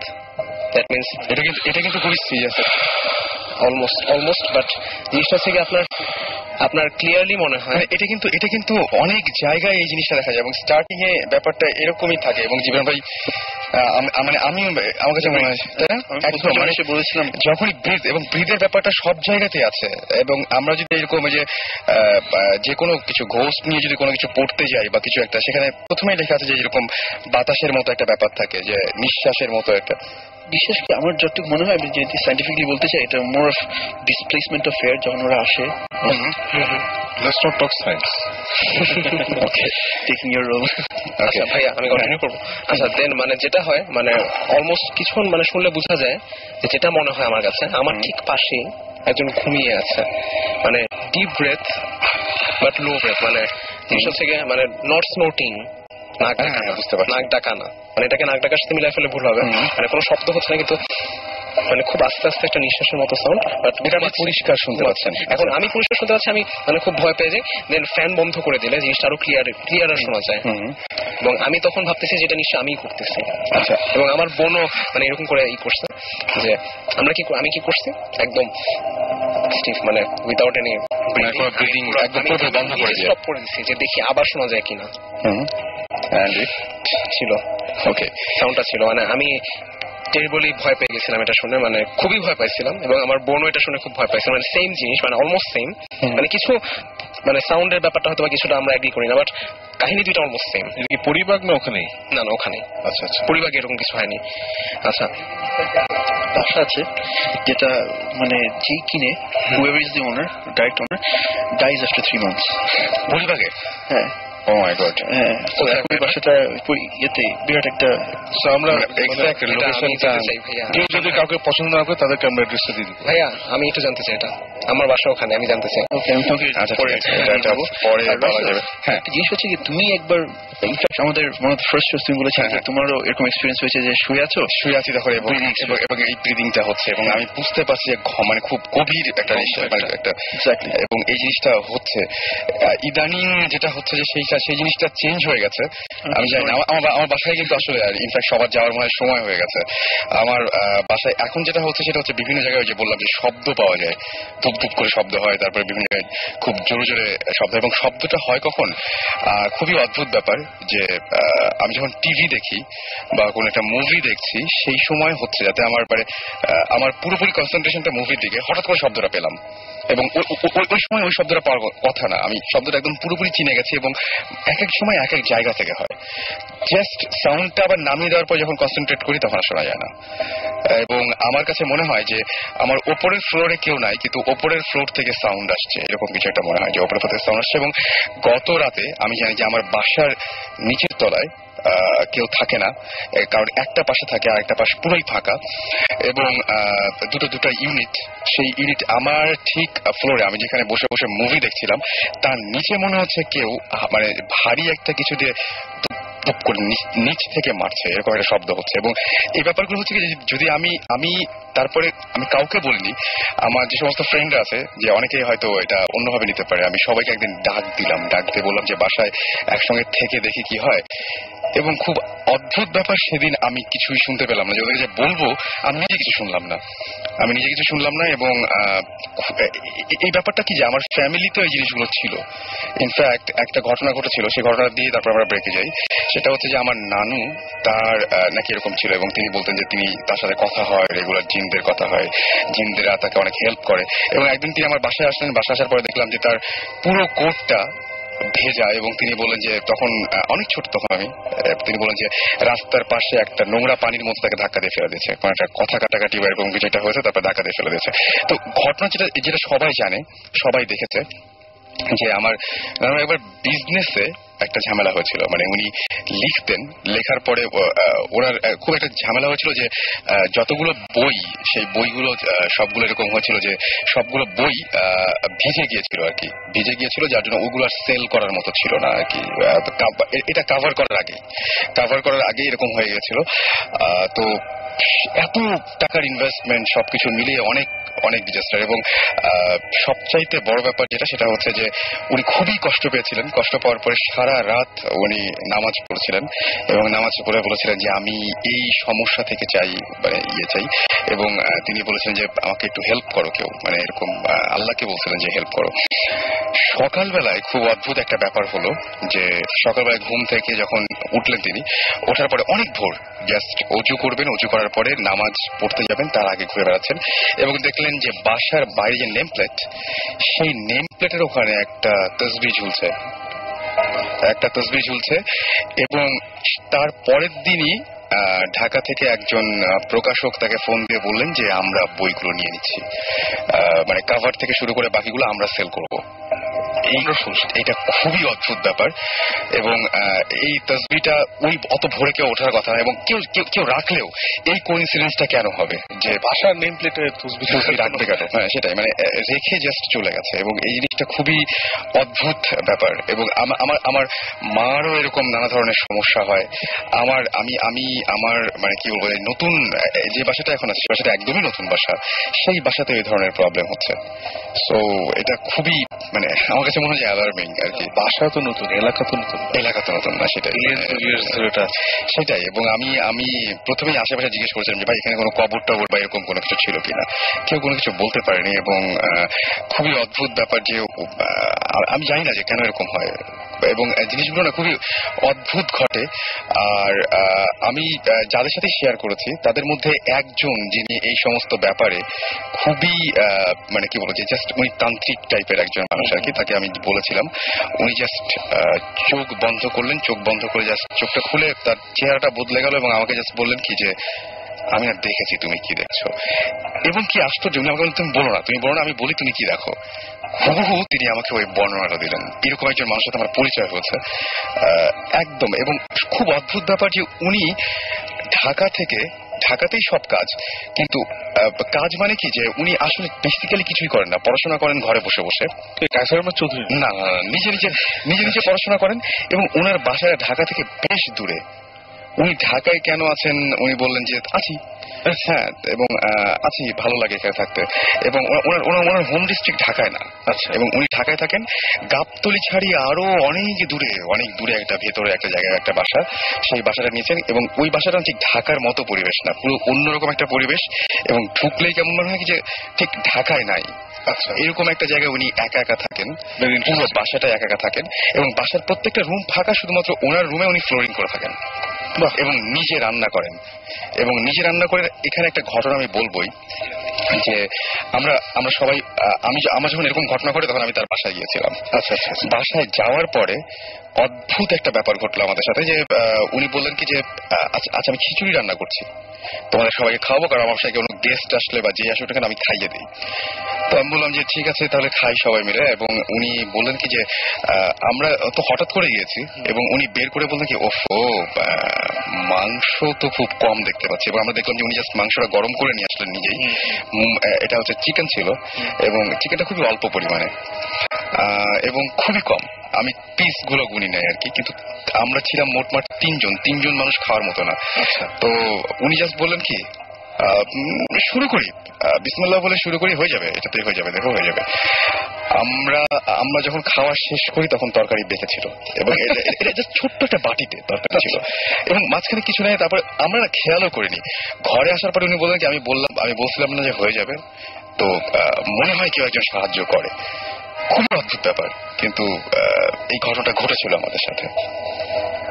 তো এই ট্রিকটা কিন্তু অনেক হাউসওয়াইফ জানে। এই ট্রিকটা অনেক হাউসওয়াইফ, এটাই তো কমন। মানে আমার আম্মাকে আমি এটা অনেকবার করতে দেখছি, আমার ফ্যামিলিতে এটা, আমার বাবার সাইড মার সাইড দুই আছে যে এটাকে আমাদের সিলেটি ভাষা বলে সবুর করা। আচ্ছা, নাকি কি একটা টার্ম আছে, মানে if you get into situation যেখানে ইউ নো যে আচ্ছা যেটা রেখেছি এটা আসলে সবার হবে না, আমাদের কি একটা কুইক দোয়া না কি যেন একটা আছে, এটা আমিও শুনেছি, এটা কি একটা দোয়া আছে, এরকম একটা কি নিয়ত করে না কি যেন এটা করে, এটা ওটা রেজাল্ট হয় যে সবাই পেট ভরে খেয়ে কিছু বেঁচে যায়। এটা কিন্তু একটা এটা হয় এবং আমারও নিজের চোখে দেখা, মানে আমি এই গল্প আমার মানে দাদির কাছেও শুনেছি, আমার মার কাছেও, নানির কাছে, সবার কাছে, মানে everyone has done it, they know how to do this. Right. এবং আমার কাছে খুবই অদ্ভুত লেগেছে প্রথমবার যখন তার সাথে কথা হয়েছিল, পুরো ব্যাপারটাই হয়েছিল সামনাসামনি না টেলিফোনে, এবং তিনি অনেক কিছুই বলতে পেরেছিলেন। খুবই অদ্ভুত ব্যাপার। যাই হোক, আমরা মানে একটা ব্রেকে যাই। ওনাকে কি একবার আনা যায় না? ওনাকে চেষ্টা করে দেখতে পারি, তবে উনি রাজি হবেন কিনা খুবই খুবই। নামটা বললাম না, যদি ওটা না চান, আচ্ছা। সিক্রেট থাকতে চান। হ্যাঁ, সেটাই আমার মনে হয় যে আমরা চেষ্টা করে দেখতে পারি আমরা একটা গান শুনে আসি। এবং গানটা আজকে মাসুম ভাই আমাদের দেশে তুলে দিয়েছেন গানটা, যে ব্ল্যাক সাব্বাত একদম পুরোপুরি আছে এখানে। তো আমরা গানটা শুনে আসি। ইন দ্য মিন টাইম আপনারা SMS করুন, এবং আমরা চেষ্টা করবো যে এরপরে আপনাদের কলে যাওয়ার জন্য আর কি। তো আপনাদের যেটা করতে হবে, শাউট লিখে স্পেস দিয়ে আপনার নাম লিখে স্পেস দিয়ে আপনার মেসেজ লিখে পাঠিয়ে দিতে হবে 9840 নাম্বারে। আর ব্রেকে যাওয়ার আগে জাস্ট বলে যাচ্ছি যে ব্রেকের পরে কোন গল্পটা থাকবে। আমি কি আছি অনেক? হ্যাঁ, একদম একদম। 4 জন না 5 জন একবার একটা লিফটে উঠেছিল। আচ্ছা। লিফটে উঠে কিছুক্ষণ পরে দেখেছে লিফটে থামছে না। এন্ড দে রিয়েলাইজ ওদের মধ্যে one of them is not human. ব্রেকের পরে এসে পৌঁছে ঘটনাটা। অলরাইট, আমার কোনো মন্তব্য নেই, আমরা গানটা শুনি। ঘরে বাইরে কাজের ফাঁকে শুনছি সবাই রেডিও ফুটে উৎসবে সব সময় রেডিও ফুটে। বাইরে কাজের ফাঁকে শুনছি সবাই রেডিও ফুটে উৎসবে সব সময় রেডিও ফুটে।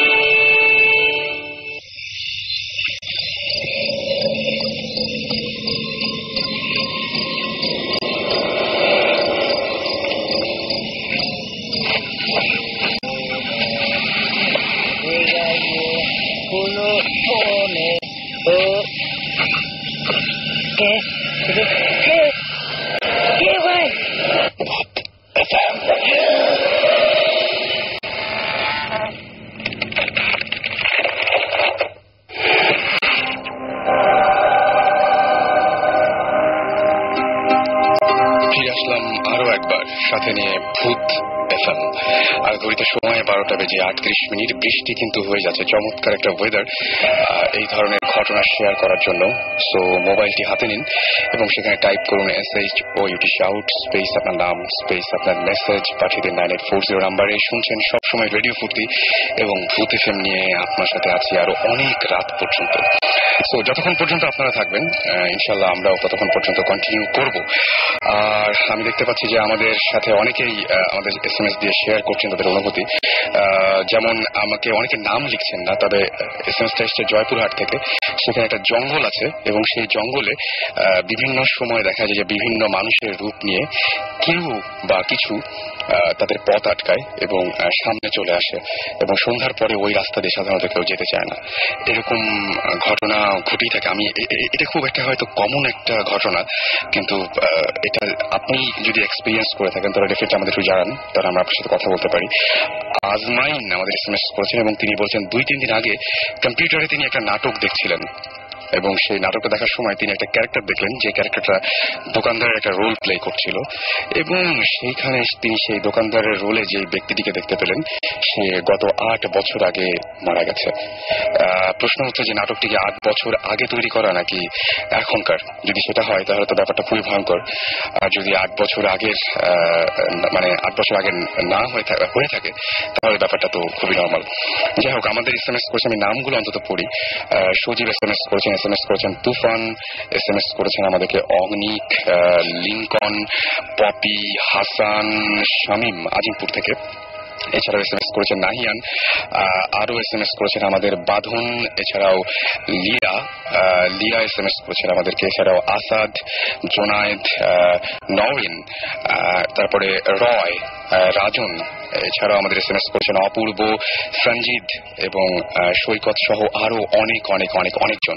এবং আমরা জাস্ট মানে সেই জন্য আপনাদেরকে থ্যাঙ্কস জানাবো, এবং আমরা ডেফিনেটলি ট্রাই করছি নেক্সট যে আমরা এখন যে একটা ব্রেকে যাবো একটু পরে এই গল্পগুলো শোনার পরে, তারপরে আপনাদের SMS গুলো ডেফিনেটলি আমরা পড়বো এবং কিছু ফোন কল আমরা নেব। আমাদের মধ্যে তো সবাই এখন আছি আমরা একটা গল্প এখন আমরা একটা ঘটনা যদি সাকিব ভাইয়ের কাছে শুনি তাহলে কেমন হয়? আচ্ছা, গেস্টটা তাহলে গেস্টদের মধ্যে আরেকজন আছে, তার কাছে একটা গল্প শুনতে পারি না? ওকে। আচ্ছা, আমার আগে নামটা অনেকে হয়তো মনে নাই বা এরকম কিছু। আমার নাম জাফির। ওকে, আচ্ছা, আমি গল্পটা আগে কিছু কথা বলে নিতে চাই। মানে ব্যাপারটা হচ্ছে এই গল্পটা একটা গ্র্যাজুয়াল স্টোরি, মানে নট অনলি সিঙ্গেল স্টোরি। মানে এটার মানে পুরোপুরি ফার্স্টে শুনলে হয়তো বা কিছুটা মনে হতে পারে, বাট এটা চলে আসছে। And it's a story of 130 years. 130 years আগের একটা স্টোরি, এবং এটা মানে এখনো সেটা রেস্ট চলছে। প্রথমে আমি একদম চলে যাই 130 ইয়ার্স আগের কথা। 130 ইয়ার্স আগে মানে মেনলি আমি একদম ছোটবেলায়, এবং তারপর থেকে আমি থাকতাম হচ্ছে গিয়ে পুরান ঢাকায়। এটা হচ্ছে আপনার চকবাজার এলাকার ওখানে, মানে ওখানে কিছু পুরান ঢাকায় ব্যবসায়ীরা থাকতেন, অনেক বড় বড় ব্যবসায়ী ছিলেন। এখন আমার নানার দাদা, তিনি ছিলেন হচ্ছে গিয়ে আপনার কদম ব্যাপারী বলে তাকে। তিনি অনেক বড় একজন ব্যবসায়ী ছিলেন। ইভেন ইন্ডিয়ার পাটনা এবং বিভিন্ন জায়গা থেকে তার কাছে গুডস আসতো বিভিন্ন রকম। তিনি সেখানে বেশ মানে প্রভাবশালী একজন ব্যবসায়ী ছিলেন মার্কেটের। এখন সেই নানার দাদা আপনার একটা হিন্দু বাড়ি থেকে, একটা হিন্দু বাড়ি ছিল সেখানে। সেই হিন্দু বাড়িটা আপনার ওই বাস্তুশাস্ত্র যেরকম থাকে আর কি, ওরকম মেনে বানানো পুরোপুরি। বাট সামহাও কোনো একটা ডিজাস্টার্স কারণে বা কিছু কারণে এটা বিক্রি করে দিতে হয় সেই বাড়িটা। এবং তখন আমার নানার দাদা, দ্যাট মিনস আমার গ্রেট গ্রেট গ্রেট গ্র্যান্ডফাদার, তিনি বাড়িটা কিনে নেন। কিনে নেওয়ার পর তিনি সেখানে একটি দোতলা বাড়ি করেন। সেটা ভেঙে ফেলেন, পুরোনো হিন্দুদের বাড়িটা ভেঙে ফেলেন এবং একটি দোতলা বাড়ি করেন। এবং সেই দোতলা বাড়িটা পুরোপুরি অনেকটা মুসলিম স্টাইলে হয়, বিকজ 130 ইয়ার্স ব্যাক। পুরোপুরি মানে বেশ ভালো একটা বাড়ি। আপনার বাড়িটা গেলে দেখতে পারবেন বেশ মানে আপনার অনেক পিলার গুলো খুব হেভি করে বানানো। আপনার অনেকটা একটা উঠানের মতো জায়গা, কিছু জায়গা বাসা, আবার মাঝখানে একটা বড় উঠান। অনেক সময় দেখা যায় বিভিন্ন মুভিতে যেরকম দেখা যায় একটা সেরকম একটা বাড়ি, অলমোস্ট একটা চারপাশে একটা দুর্গের মতো ঘেরা। এক বেশ বড় জায়গা নিয়ে করা বাসাটা। ওরা আমার ফ্রেন্ডরা গিয়েছে আর কি, তারা করতে পারবে। এখন চারপাশে বেশ ঘেরা এবং এন্ট্রান্স খুবই স্ট্রংলি প্রোটেক্টেড বাসাটা। একটা মাত্র এন্ট্রান্স এন্ড একটাই মাত্র এক্সিট, খুব স্ট্রংলি প্রোটেক্টেড। এই যে প্রোটেকশনের ব্যাপারটা, এটার কোনো রিজন আছে? রিজনটা আসলে একজন ব্যবসায়ী মানুষ তো তার টাকা পয়সার সেফটি, এটা হচ্ছে মেইন পারপাস এরকম প্রোটেকশনের। এখন যে ব্যাপারটা হচ্ছে তার বাসার চারপাশে, আমাদের বাসার চারপাশে এরকম দেয়াল তোলা ছিল যাতে কোনো চোর আসতে না পারে, তার উপর কাছেরই দেওয়া থাকতো। আসলে এই ব্যাপারগুলো বলার মেইন কারণটা হচ্ছে আমার স্টোরির একটা গ্র্যাজুয়াল একটা পার্ট এরকম আসবে যে তখন আমরা এই ব্যাপারটা ইউজ করতে পারবো। মানে মেইনলি যেটা হয়েছিল, কাহিনীতে আমি চলে যাই। এখন আমার কাহিনীটা এখানেই শুরু হচ্ছে। প্রথমে যখন নাকি বাসায় আমার নানার দাদা উঠলেন, তখন সব নর্মাল, এভরিথিং ওয়াজ নর্মাল, কোনো সমস্যা নেই। কিন্তু কিছুদিনের মাথায় আমার নানার দাদি যিনি, মানে আমার গ্রেট গ্রেট গ্রেট গ্র্যান্ডমাদার যিনি, তাকে শি ওয়াজ পজেসড বাই আ জিন। ওকে, একটা জিন দ্বারা তিনি পজেসড হয়ে যান। এখন সেই পজেশনের মাত্রাটা এরকম ছিল, মানে অনেকে বলে না একদম পজেসড হয়ে গেলে মানে গ্র্যাজুয়ালি পজেসডই থাকে, সবসময় পজেস থাকে, বাট সেটা এরকম না। হয়তো ভালো জিন বলবো না কি বলবো আসলে এটা এখন জাজমেন্ট করার আমার নেই। কিন্তু যেটা কথা যে জিনটা সবসময় পজেস করতো না, সার্টেন টাইম পজেস্ট করে রাখতো। সাপোজ এরকম যে এক সপ্তাহ পর বা 15 দিন পর হঠাৎ তার মধ্যে আসতো। মানে সাপোজ আমরা এখন এটাকে এভাবেও করতে পারি যে লাইক সিজোফ্রেনিক টাইপের, মানে একটু অন্যরকম মানে ব্যবহার করা। জিনিসটা ঠিক ওরকম না আর কি, 15 দিন পর হঠাৎ একদিন একটু অন্যরকম ব্যবহার করতেন। এখন তারপরে যেটা হয় সেটা হয়ে যদি থেমে যেত তাহলে তো কোনো ব্যাপারই না, তাহলে অনেক রকম ব্যবস্থা নেওয়া যেত। কিন্তু মেইনলি সমস্যাটা হয় এখানে, তিনি যখন প্রথমবার মতো এরকম হন, তারপরে 2 দিনের মাথায় তিনি হঠাৎ করে, মানে আমি আগেই বলেছি একটু আগে যে আমাদের বাড়ির চারপাশে খুবই একটা প্রোটেকশনের ব্যাপার দেখা যায়। তো একটা মাত্র এন্ট্রান্স, একটা মাত্র এক্সিট, যাওয়ার কোথাও জায়গা নেই। কিন্তু আমার নানার দাদি হঠাৎ করে বাসায় ছিলেন, সবাই ছিল বাসায়, তিনি নাই, পুরোপুরি ডিসঅ্যাপিয়ার্ড। এন্ড ডিসঅ্যাপিয়ার্ড হওয়ার পর তাকে অনেক খোঁজাখুঁজি করা হয়, কোথাও পাওয়া যায় না। ইভেন সেটা একটা বিজি এরিয়া, কারণ তখন ঢাকার মেইন প্রাণকেন্দ্র ছিল ওই জায়গাটাতে। এখন যেমন ধানমন্ডি যেরকম বিজি, ওখানে তখন খুব বিজি ছিল পুরান ঢাকাটা। সো এভরিবডি নিউ হার, সবাই তাকে চিনত। তো তিনি যদি বের হতেন বাসা থেকে, ডেফিনেটলি কেউ দেখতো, বাড়ির মানুষ আছে তারা দেখতো, কেউ দেখেনি, তিনি রুমে ছিলেন। হঠাৎ করে তিনি পুরোপুরি ডিসঅ্যাপিয়ার্ড এবং তিনি সেই অবস্থায় পজেসড ছিলেন। আচ্ছা, দেন কি হয়, আপনার 4-5 দিন অনেক খোঁজাখুঁজি করা হয়, বাট তাকে পাওয়া যায় না, একদম পাওয়া যায় না, কোথাও পাওয়া যায় না। আরো বড় ব্যাপার হচ্ছে কি, সেই সময়টা তো অনেক মানে মেয়েরা অনেক অনেকটা পর্দার মধ্যে থাকতেন। তো তখন মানে একটা ঘরের বাইরে একজন মহিলাকে দেখলে ডেফিনেটলি যে কারোই সন্দেহ হওয়ার কথা, বাট তাকে কেউ দেখতেই পায়নি। সো ডেফিনেটলি এটা খবর হওয়ার কথা, বাট তাকে দেখা যায়নি, ডিসঅ্যাপিয়ার্ড। 5 দিনের মাথায় হঠাৎ করে কেউ দেখেনি হাউ শি এন্টার্ড, তিনি হঠাৎ করে তার ঘরের মধ্যে দেখা গেছে তিনি দাঁড়িয়ে আছেন হঠাৎ করে পুরোপুরি, এবং তার আঁচলের মধ্যে এরকম করা অবস্থায় মাটি, এবং সেই মাটি আশেপাশে সেই পুরনঢাকা এলাকায় কোথাও পাওয়া সম্ভব না, যে মাটিটা তিনি সঙ্গে নিয়েছিলেন। তিনি সঙ্গে নিয়েছিলেন, এবং মাটির সাথে আপনার ছিল হচ্ছে গিয়ে পাতার মতো কিছু জিনিসপত্র। এখন সেগুলো নিয়ে কি করেন, তিনি তখনও পজেসড এবং তার কথাবার্তা অসংলগ্ন। তিনি তখন কি করেছেন, আপনার ঘরের মাঝামাঝি জায়গায় এসে মাটিতে বসে মাটিগুলো ছড়িয়ে দিলেন ঘরের মাঝখানে। আচ্ছা, তিনি তখন বললেন যে তোদের জন্য আমি ধন সম্পদ সোনাদানা নিয়ে আসছি। মাটিগুলো দেখিয়ে আচ্ছা, মানে তার কাছে মনে হচ্ছে সেটা ধন সম্পদ সোনাদানা। ওকে, তিনি এটা বললেন। এটা বলার পর ডেফিনেটলি সবাই খুবই হলো, মানে কি জিনিসটা, ডেফিনেটলি একটা ভয়াবহ ব্যাপার। বাট মাটিগুলো কখনো সংরক্ষণ করা হয়েছিল, মানে for some religious purpose or something, I don't know, মানে সাম হয়তো সংরক্ষণ করা হয়েছিল। এখন এই জিনিসটাকে আসলে দেখা হয় কি, আপনার যখন ধন সম্পদের কথা বলে তখন এটাকে ভালো চোখেই দেখে, কারণ অনেকে বলে যে ভালো জিন আপনার ধন সম্পদ বাড়াতে সাহায্য করে, এরকম ব্যাপার আছে। এখন সেই সব কারণেই কিনা আর কি আমি জানি না, বাট তারপর থেকে আমার নানার দাদার একটা ইকোনমিক ফ্লারিশ হতে থাকে, এবং সেই ইকোনমিক ফ্লারিশের এমন হয়েছিল, আমি আপনাকে বলেছিলাম যে ইন্ডিয়ার বিভিন্ন জায়গা থেকে তার কাছে গুডস আসা শুরু হয়, তার সাথে আপনার লিয়াজোর ভিত্তিতে বিভিন্ন জায়গা থেকে গুডস এসে এখানে বাংলার মার্কেটে ছড়ায় পড়ে। এখন সেই ব্যাপারটাও তারপর থেকে স্টার্ট হওয়া শুরু করে, এবং এভাবে আপনার ইকোনমিক একটা ফ্লারিশমেন্ট শুরু হয়। তো ধারণা করা হয় যে সেই যে বলেছিলেন সোনা দানা এখানে নিয়ে আসা, তিনি এভাবে একটা মানে প্রতীকী অর্থে তিনি সেভাবে মাটি এনেছিলেন যদিও, কিন্তু ঠিকই আপনার একটা সৌভাগ্য বয়ে আনতে শুরু করে। তাই তা নিয়ে তেমন কোনো মাথা ঘামানোর প্রয়োজন পড়েনি, কারণ আপনার তারপরে দিনে আবার একদম নর্মাল, তিনি একদম normal, completely back in family life. But সমস্যা ছিল আরেকটা, যে তিনি খাওয়া দাওয়া করতেন খুব কম। আচ্ছা, আর নর্মালি খাওয়া দাওয়া যেরকম করে মানুষ সেরকম না, মানে একটু কম, মানে আপনার বলতে পারেন যে 2-3 দিনে একবার খান এরকম, মানে খুবই, বাট তার কোনো খাওয়ার প্রয়োজন পড়ে না। এটা কেন এটা কেউ মানে করতে পারেনি, এটা আসলে আমি বলি, এটা আমি তো নিজে বলতেছি, মানে এমন ভাবে বলছি যে আমার নিজের শোনা, আসলে পুরোপুরি নিজের শোনা আর কি। আমার মা শুনেছেন আমার মায়ের একদম মায়ের বাবার কাছ থেকে, তা তিনি শুনেছেন তার বাবার কাছ থেকে, এরকম একটা চলে আসে আর কি আমাদের সাথে। এখন দেন যেটা হয় সেটা হচ্ছে কি, আপনার এরকম আপনার 1 মাস পর পর তিনি হঠাৎ ডিসঅ্যাপিয়ার হতে থাকেন, আবার 1 বছর পর এরকম, মানে গ্র্যাজুয়ালি তিনি ডিসঅ্যাপিয়ার হতেন, এবং মাটি নিয়ে আসতেন প্রত্যেকবার এরকম করে, তোদের জন্য ধন সম্পদ এনেছে, সোনাদানা এনেছে, এটা বলে তিনি আবার যেতেন। আচ্ছা, নর্মাল লাইফে একবার করে যান, আবার নর্মাল লাইফে ব্যাক করেন। সেটা ঠিক আছে। তারপরে কি হলো, একদম লাস্ট লাইফে এসে, একদম লাস্টে, মানে বলা যায় অনেকটা বুড়ো হয়ে গেছেন, সেই সময় এসে তিনি একবার বলেন যে মানে পজেসড অবস্থায় বলেন যে তাকে পুরোপুরি ভাবে একবার নিয়ে যাওয়া হবে, তিনি আর আসবেন না। এটা উনি নিজেই বলছেন, পজেসড অবস্থা, এটা বোঝা গেছে। আচ্ছা, ওকে। তিনি বলছেন যে আমরা তোকে নিয়ে যাবো আর প্যাক করবো না, এরকম। তারপরে কি হয়, সবচেয়ে মোস্ট ইন্টারেস্টিং ফ্যাক্ট, মানে এই ঘটনার সবচেয়ে মানে ভয়াবহ যে ব্যাপারটা সেটা ঘটে এখানে, যে আপনার আমি একটু বলতে চাই যে একটু আগে ভাইয়া একটা কথা বলেন, আপনার একজন ফ্রেন্ড মানে ডিসঅ্যাপিয়ার্ড হয়ে গেছেন, একদম সেরকম একদম ডিসঅ্যাপিয়ার্ড। তিনি একবার ডিসঅ্যাপিয়ার্ড হন, অ্যান্ড নেভার, তার ছেলেমেয়েরা কেউ কখনো তার কোনো খোঁজ পায়নি, অ্যান্ড ইট ইজ ট্রু।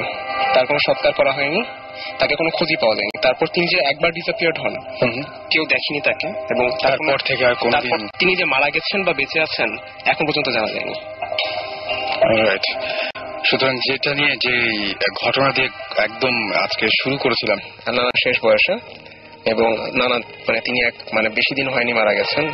তিনি আপনার নানা তো মানে উনি তো বিজনেসম্যান ছিলেন। হ্যাঁ, তিনিও খুবই প্র্যাকটিক্যাল একজন মানুষ। ওনার তো এরকম করে এসব বানিয়ে বলা, তিনি খুবই প্র্যাকটিক্যাল একজন মানুষ ছিলেন, এবং তিনি এককালে আপনার কোন ক্লাবটা ঠিক আমি জানি না, তিনি ফুটবল খেলতেন। আচ্ছা, সেই সময়ে অনেক আগে তিনি একটা ক্লাবের ফুটবলার ছিলেন, এবং তার পাশাপাশি তিনি বিজনেস করতেন, ফ্যামিলি বিজনেস, সেটা তার পাশাপাশি। এখন তার পরের যে ঘটনাটা সেটা হচ্ছে কি একদম রিসেন্ট, মানে আমার মায়ের এবং আমার মায়ের খালাদের ঘটনা, আমি সেটা বলছি।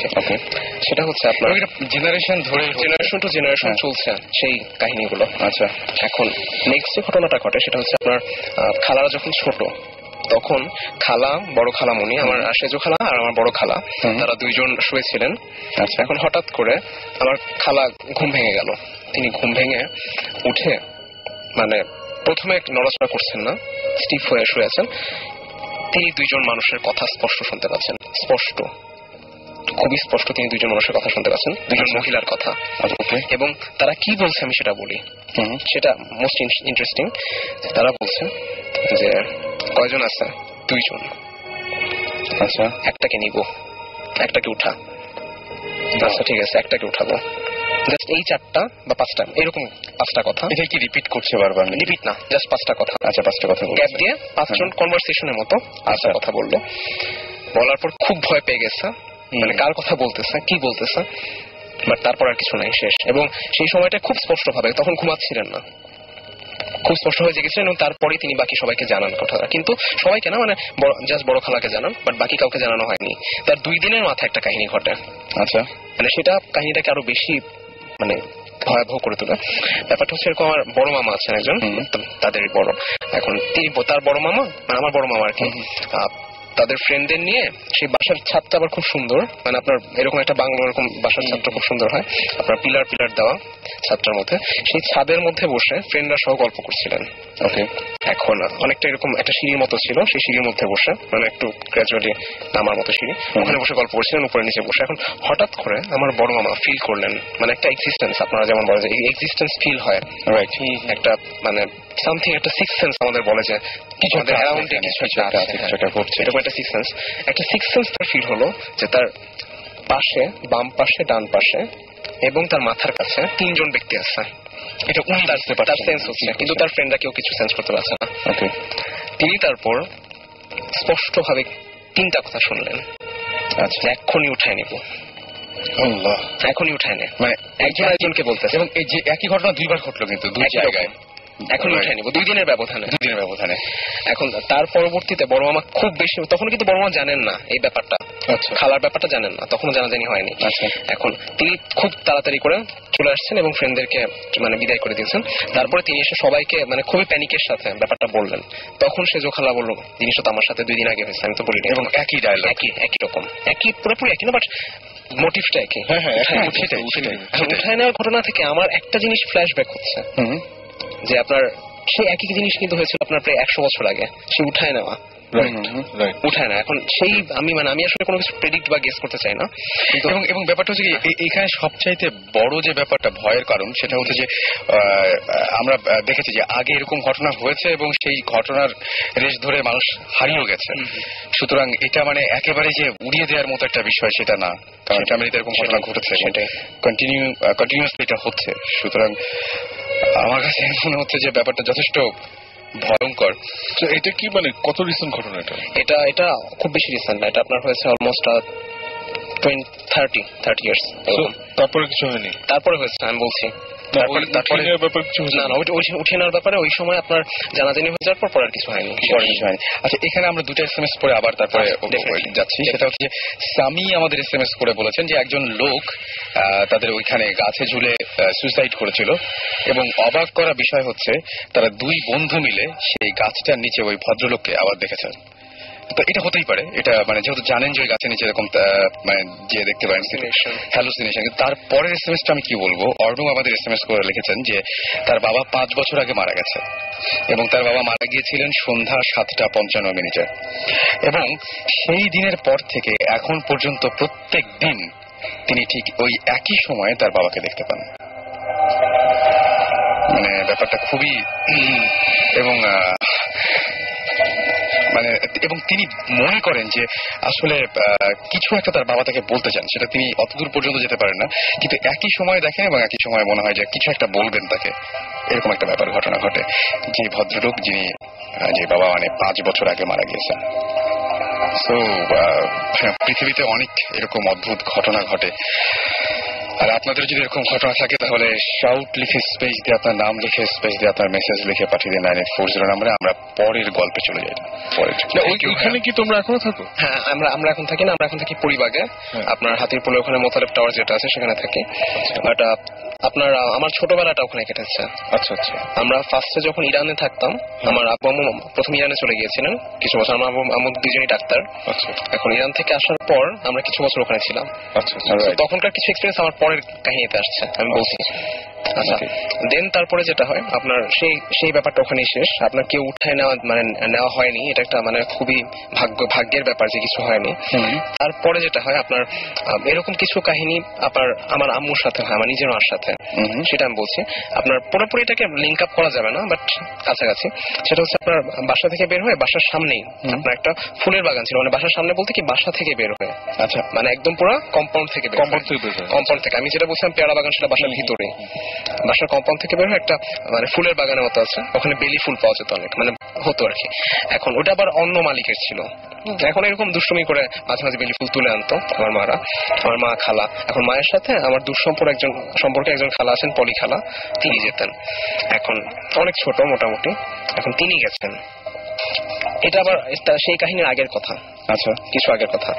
এখন তারা দুজন মিলে গেছেন, এখন বাসা ঠিক কাছে একদম সামনে তারা দুজন গেছেন। এখন হঠাৎ করে তখন হচ্ছে গিয়ে আপনার অনেক সকালবেলা, একদম সকাল 6টা-7টার দিকে, তখন আপনারা যাওয়ার পরে হঠাৎ করে দেখে একজন মহিলা, সেই সময় সাধারণত কেউ থাকে না, একজন মহিলা সাদা শাড়ি পরা, আচ্ছা লাল রঙের পাড়, সাদা শাড়ির সাথে লাল রঙের মানে বড়দের শাড়ি বা এরকম টাইপের আমার ধারণা নেই এসব, হতে পারে, আচ্ছা জানি না। সেরকম একটা শাড়ি পরে একজন সাদা রঙের শাড়ি পরা একজন মহিলা, বৃদ্ধা মহিলা, তিনি হাঁটছেন। কিন্তু মানে যখন নাকি একটু মানে ভালো করে পর্যবেক্ষণ করলেন, সবচেয়ে মানে ভয়াবহ ব্যাপার যেটা, তিনি মাটিতে হাঁটছেন না, মানে প্র্যাকটিক্যালি ওয়াজ ফ্লোটিং। ওকে, মানে পাটা উপরে, মাটি থেকে উপরে, এয়ারের মধ্যে। জি, মানে গ্র্যাভিটির কোনো ই নেই আর কি, আপনার জাস্ট হাঁটছে। এখন এরকম করে যখন তাকালেন, তখন সেই মহিলা ঘুরে তাকালেন।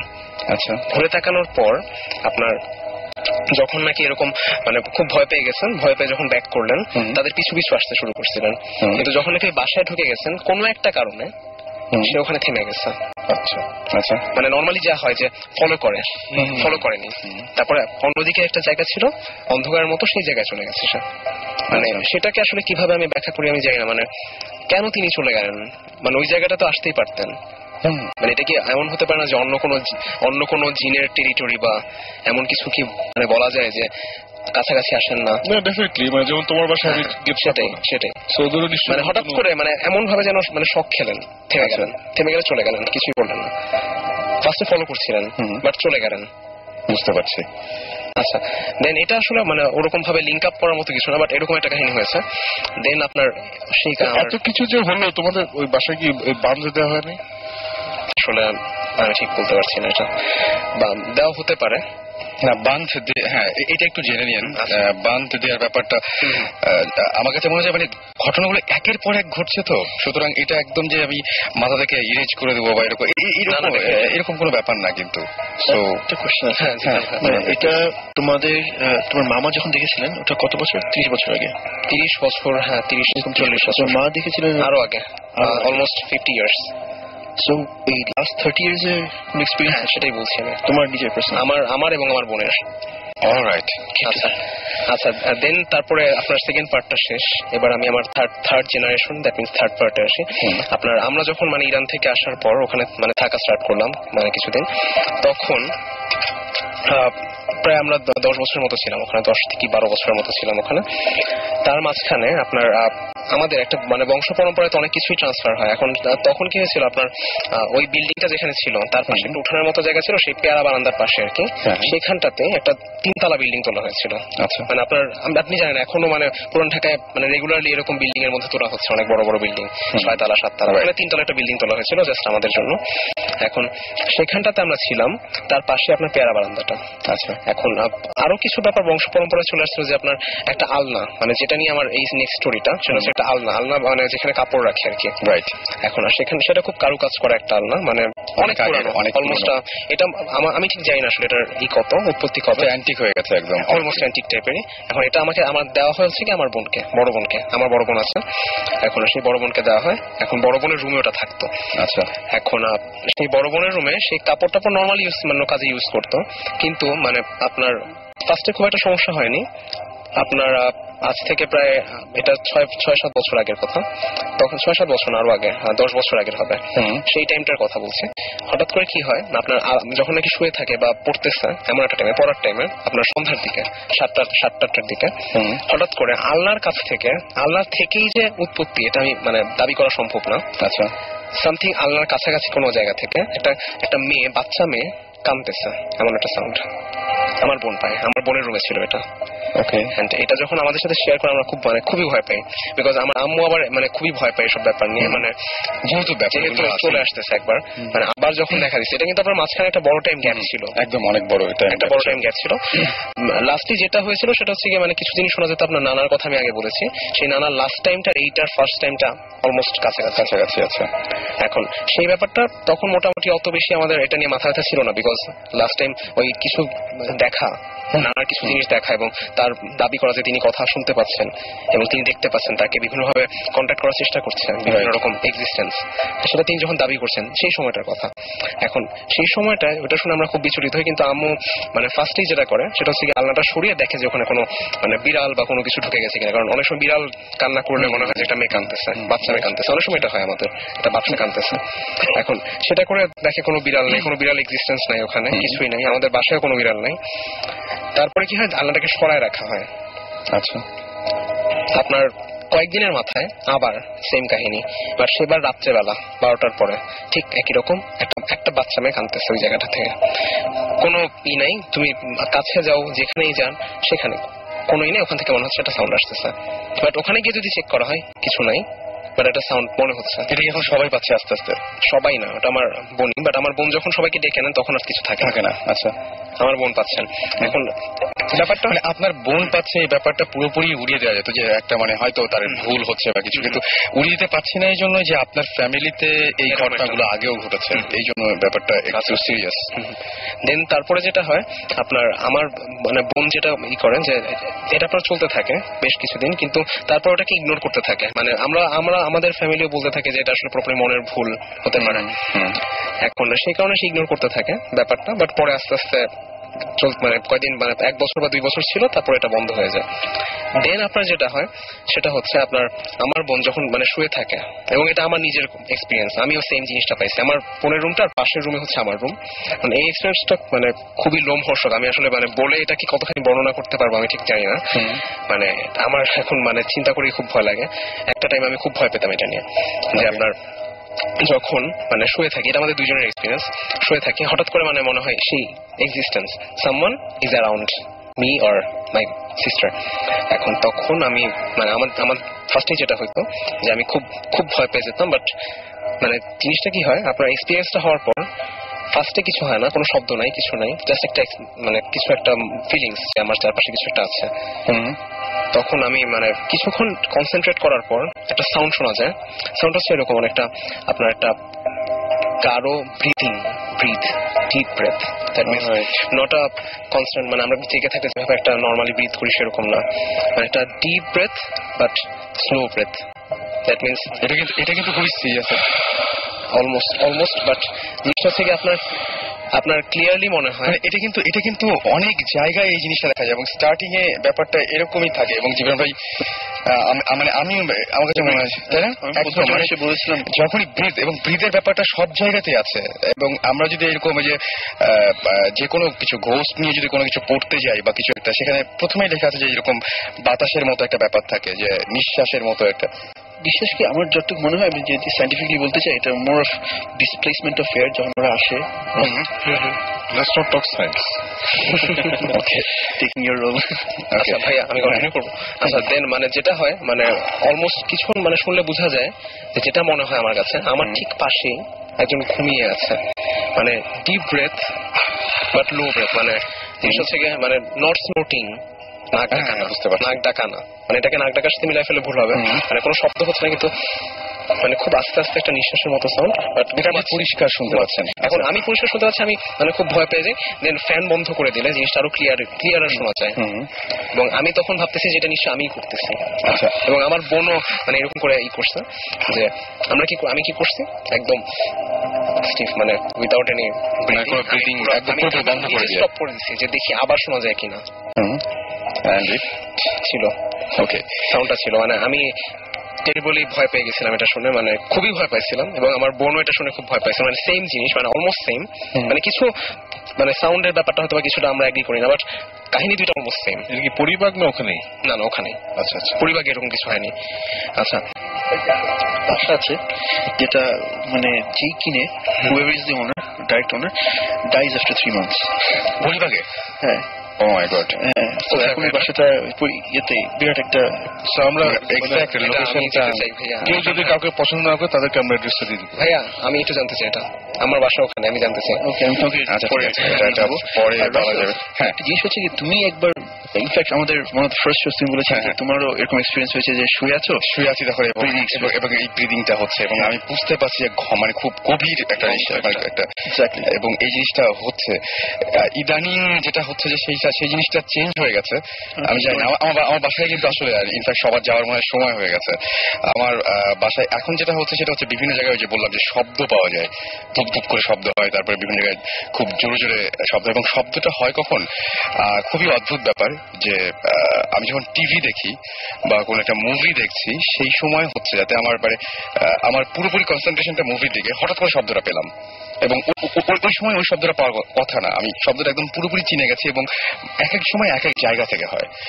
জাস্ট সাউন্ডটা আবার নামিয়ে দেওয়ার পর যখন কনসেন্ট্রেট করি তখন শোনা যায় না, এবং আমার কাছে মনে হয় যে আমার ওপরের ফ্লোরে কেউ নাই, কিন্তু ওপরের ফ্লোর থেকে সাউন্ড আসছে, এরকম কিছু একটা মনে হয় যে ওপরের ফ্লোর থেকে সাউন্ড আসছে। এবং গত রাতে আমি জানি যে আমার বাসার নিচের তলায় কেউ থাকে না, কারণ একটা পাশে থাকে আর একটা পাশে পুরোই ফাঁকা, এবং দুটো ইউনিট, সেই ইউনিট আমার ঠিক ফ্লোরে আমি যেখানে বসে বসে মুভি দেখছিলাম তার নিচে মনে হচ্ছে কেউ মানে ভারী একটা কিছুতে নিচ থেকে মারছে, এরকম একটা শব্দ হচ্ছে। এবং এই ব্যাপারগুলো হচ্ছে কি, যদি আমি তারপরে আমি কাউকে বলিনি, আমার যে সমস্ত ফ্রেন্ডরা আছে যে অনেকে হয়তো এটা অন্যভাবে নিতে পারে, আমি সবাইকে একদিন ডাক দিয়ে বললাম যে বাসায় একসঙ্গে থেকে দেখি কি হয়, এবং খুব অদ্ভুত ব্যাপার, সেদিন আমি কিছুই শুনতে পেলাম না, ওদেরকে যে বলবো আমি নিজে কিছু শুনলাম না, এবং এই ব্যাপারটা কি যে আমার ফ্যামিলিতে ওই জিনিসগুলো ছিল।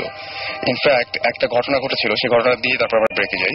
সেটা হচ্ছে যে আমার নানু, তার নাকি এরকম ছিল, এবং তিনি বলতেন যে তার সাথে কথা হয় রেগুলার, জিনদের কথা হয়, জিনদেরা তাকে অনেক হেল্প করে। এবং একদিন তিনি আমার বাসায় আসলেন, বাসায় আসার পরে দেখলাম যে তার পুরো কোটটা ভেজা, এবং তিনি বললেন যে তখন অনেক ছোট তখন আমি, তিনি বললেন যে রাস্তার পাশে একটা নোংরা পানির মধ্যে তাকে ধাক্কা দিয়ে ফেলে দিয়েছে, কোনো একটা কথা কাটাকাটি বা এরকম কিছু একটা হয়েছে, তারপর ধাক্কা দিয়ে ফেলে দিয়েছে। তো ঘটনা যেটা সবাই জানে, সবাই দেখেছে, যে আমার একবার বিজনেসে একটা ঝামেলা হয়েছিল, মানে উনি লিখতেন, লেখার পরে ওনার খুব একটা ঝামেলা হয়েছিল যে যতগুলো বই, সেই বইগুলো সবগুলো এরকম হয়েছিল যে সবগুলো বই ভিজে গিয়েছিল, যার জন্য ওগুলো আর সেল করার মতো ছিল না আর কি, এটা কাভার করার আগে এরকম হয়ে গেছিল। তো এত টাকার ইনভেস্টমেন্ট সবকিছু মিলিয়ে অনেক ডিজাস্টার, এবং সবচাইতে বড় ব্যাপার যেটা, সেটা হচ্ছে যে উনি খুবই কষ্ট পেয়েছিলেন। কষ্ট পাওয়ার পরে সারা রাত উনি নামাজ পড়েছিলেন, এবং নামাজ পড়ে বলেছিলেন যে আমি এই সমস্যা থেকে চাই, এবং তিনি বলেছিলেন যে আমাকে একটু হেল্প করো কেউ, মানে এরকম আল্লাহকে বলছিলেন যে হেল্প করো। সকালবেলায় খুব অদ্ভুত একটা ব্যাপার হলো যে সকালবেলায় ঘুম থেকে যখন উঠলেন, তিনি ওঠার পরে অনেক ভোর, জাস্ট অজু করবেন, অজু করার পরে নামাজ পড়তে যাবেন, তার আগে ঘুরে বেড়াচ্ছেন, এবং দেখলেন যে বাসার বাইরে যে নেম প্লেট, সেই নেম প্লেটের ওখানে একটা তসবিহ ঝুলছে, এবং তার পরের দিনই ঢাকা থেকে একজন প্রকাশক তাকে ফোন দিয়ে বললেন যে আমরা বইগুলো নিয়ে নিচ্ছি, মানে কাভার থেকে শুরু করে বাকিগুলো আমরা সেল করব। এটা খুবই অদ্ভুত ব্যাপার, এবং এই তসবিহটা ওই অত ভোরে কেউ ওঠার কথা না, এবং কেউ রাখলেও এই কোইন্সিডেন্সটা কেন হবে যে বাসার নেম প্লেটের তসবিহ রাখবে কেন? হ্যাঁ, সেটাই, মানে রেখে জাস্ট চলে গেছে, এবং এই জিনিসটা খুবই অদ্ভুত ব্যাপার। এবং আমার মারও এরকম নানা ধরনের সমস্যা হয়। আমার মানে কি বলবো, নতুন যে বাসাটা এখন আছে, সেই বাসাটা একদমই নতুন বাসা, সেই বাসাতে ওই ধরনের প্রবলেম হচ্ছে। সো এটা খুবই, মানে আমার কাছে মনে হয় অ্যালার্মিং আর কি। বাসা তো নতুন, এলাকা তো নতুন, এলাকা তো নতুন, সেটাই সেটাই। এবং আমি প্রথমেই আশেপাশে জিজ্ঞেস করেছিলাম যে ভাই এখানে কোনো কবর টবর বা এরকম কোনো কিছু ছিল কিনা। কেউ কোনো কিছু বলতে পারেনি। এবং খুবই অদ্ভুত ব্যাপার যে আমি জানি না যে কেন এরকম হয়, এবং জিনিসগুলো না খুবই অদ্ভুত ঘটে। আর আমি যাদের সাথে শেয়ার করেছি তাদের মধ্যে একজন যিনি এই সমস্ত ব্যাপারে খুবই মানে কি বলবো যে জাস্ট উনি তান্ত্রিক টাইপের একজন মানুষ আর কি। তাকে আমি বলেছিলাম, উনি জাস্ট চোখ বন্ধ করলেন, চোখ বন্ধ করে জাস্ট চোখটা খুলে তার চেহারাটা বদলে গেল এবং আমাকে জাস্ট বললেন কি যে আমি আর দেখেছি, তুমি কি দেখছো। এবং কি আশ্চর্য, উনি আমাকে তুমি বলো না, আমি বলি তুমি কি দেখো। হুবহু তিনি আমাকে ওই বর্ণনাটা দিলেন। এরকম একজন মানুষের সাথে আমার পরিচয় হয়েছে একদম। এবং খুব অদ্ভুত ব্যাপার যে উনি ঢাকাতেই সব কাজ, কিন্তু কাজ মানে কি যে উনি আসলে বেসিক্যালি কিছুই করেন না, পড়াশোনা করেন ঘরে বসে বসে। চৌধুরী না, নিজে পড়াশোনা করেন। এবং ওনার বাসায় ঢাকা থেকে বেশ দূরে। উনি ঢাকায় কেন আছেন উনি বললেন যে আছি, হ্যাঁ, এবং আছি, ভালো লাগে এখানে থাকতে। এবং ওনার হোম ডিস্ট্রিক্ট ঢাকায় না। আচ্ছা। এবং উনি ঢাকায় থাকেন, গাবতলী ছাড়িয়ে আরো অনেক দূরে একটা ভেতরে একটা জায়গায় একটা বাসা, সেই বাসাটা নিয়েছেন। এবং ওই বাসাটা ঠিক ঢাকার মতো পরিবেশ না, পুরো অন্যরকম একটা পরিবেশ। এবং ঢুকলেই কেমন মনে হয় যে ঠিক ঢাকায় নাই। আচ্ছা, এরকম একটা জায়গায় উনি একা থাকেন, পুরো বাসাটা একা থাকেন। এবং বাসার প্রত্যেকটা রুম ফাঁকা, শুধুমাত্র ওনার রুমে উনি ফ্লোরিং করে থাকেন এবং নিজে রান্না করেন। এবং নিজে রান্না করে এখানে একটা ঘটনা আমি বলবোই যে আমরা সবাই আমার যখন এরকম ঘটনা ঘটে তখন আমি তার বাসায় গিয়েছিলাম। আচ্ছা, বাসায় যাওয়ার পরে অদ্ভুত একটা ব্যাপার ঘটলো আমাদের সাথে যে উনি বললেন কি যে আচ্ছা আমি খিচুড়ি রান্না করছি, তোমাদের সবাইকে খাওয়াবো, কারণ আমার সাথে কোনো গেস্ট আসলে বা যে আসলে আমি খাইয়ে দিই। তো আমি বললাম যে ঠিক আছে তাহলে খাই সবাই মিলে। এবং উনি বললেন কি যে আমরা তো হঠাৎ করে গিয়েছি। এবং উনি বের করে বললেন কি ওফো মাংস তো খুব কম দেখতে পাচ্ছি। এবং আমরা দেখলাম যে উনি জাস্ট মাংসটা গরম করে নিয়ে আসলেন নিজেই। এটা হচ্ছে চিকেন ছিল, এবং চিকেনটা খুবই অল্প পরিমাণে এবং খুবই কম। আমি পিস গুলো গুনি নাই আর কি, কিন্তু আমরা ছিলাম মোটমাট তিনজন মানুষ খাওয়ার মতো না। তো উনি জাস্ট বললেন কি শুরু করি, বিসমিল্লাহ বলে শুরু করি, হয়ে যাবে, এটাতেই হয়ে যাবে, দেখো হয়ে যাবে। আমরা যখন খাওয়া শেষ করি তখন তরকারি বেঁচে ছিল, এবং এটা জাস্ট ছোট্ট একটা বাটিতে তরকারি ছিল, এবং মাঝখানে কিছু নেই। তারপরে আমরা না খেয়ালও করিনি। ঘরে আসার পরে উনি বললেন কি আমি বলছিলাম না যে হয়ে যাবে, তো মনে হয় কেউ একজন সাহায্য করে। খুবই অদ্ভুত ব্যাপার, কিন্তু এই ঘটনাটা ঘটেছিল আমাদের সাথে। তো এই ট্রিকটা কিন্তু অনেক হাউসওয়াইফ জানে। এই ট্রিকটা অনেক হাউসওয়াইফ, এটা কিন্তু কমন। মানে আমার আম্মাকে আমি এটা অনেকবার করতে দেখছি, আমার ফ্যামিলিতে এটা আমার বাবার সাইড মার সাইড নেসারি আছে যে এটাকে আমাদের সিলেটি ভাষা বলে সবুর করা। আচ্ছা, নাকি কি যেন একটা টার্ম আছে, মানে if you get into situation যেখানে ইউ নো যে আচ্ছা যেটা রেখেছি এটা আসলে সবার হবে না, তাহলে কি একটা কুইক দোয়া না কি যেন একটা আছে। এটা আমিও শুনেছি, এটা কি একটা দোয়া আছে, এরকম একটা কি নিয়ত করে না কি যেন এটা করে, ওটা রেজাল্ট হয় যে সবাই পেট ভরে খেয়ে কিছু বেঁচে যায়। এটা কিন্তু একটা এটা হয় এবং আমারও নিজের চোখে দেখা। মানে আমি এবং এই গল্প আমার মানে দাদির কাছেও শুনেছি, আমার মার কাছেও, নানির কাছে, সবার কাছে, মানে everyone has done it, they know how to do this. এবং আমার কাছে খুবই অদ্ভুত লেগেছে প্রথমবার যখন তার সাথে কথা হয়েছিল, পুরো ব্যাপারটাই হচ্ছিল সামনাসামনি না, টেলিফোনে, এবং তিনি অনেক কিছুই বলতে পেরেছিলেন। খুবই অদ্ভুত ব্যাপার। যাই হোক, আমরা একটা ব্রেকে যাচ্ছি। একবার আনা যায় না, ওনাকে চেষ্টা করে দেখতে পারি, তবে উনি রাজি হবেন কিনা খুবই নামটা বললাম না যদি ওটা না চান, হ্যাঁ সেটাই। আমার মনে হয় যে আমরা চেষ্টা করে দেখতে পারি।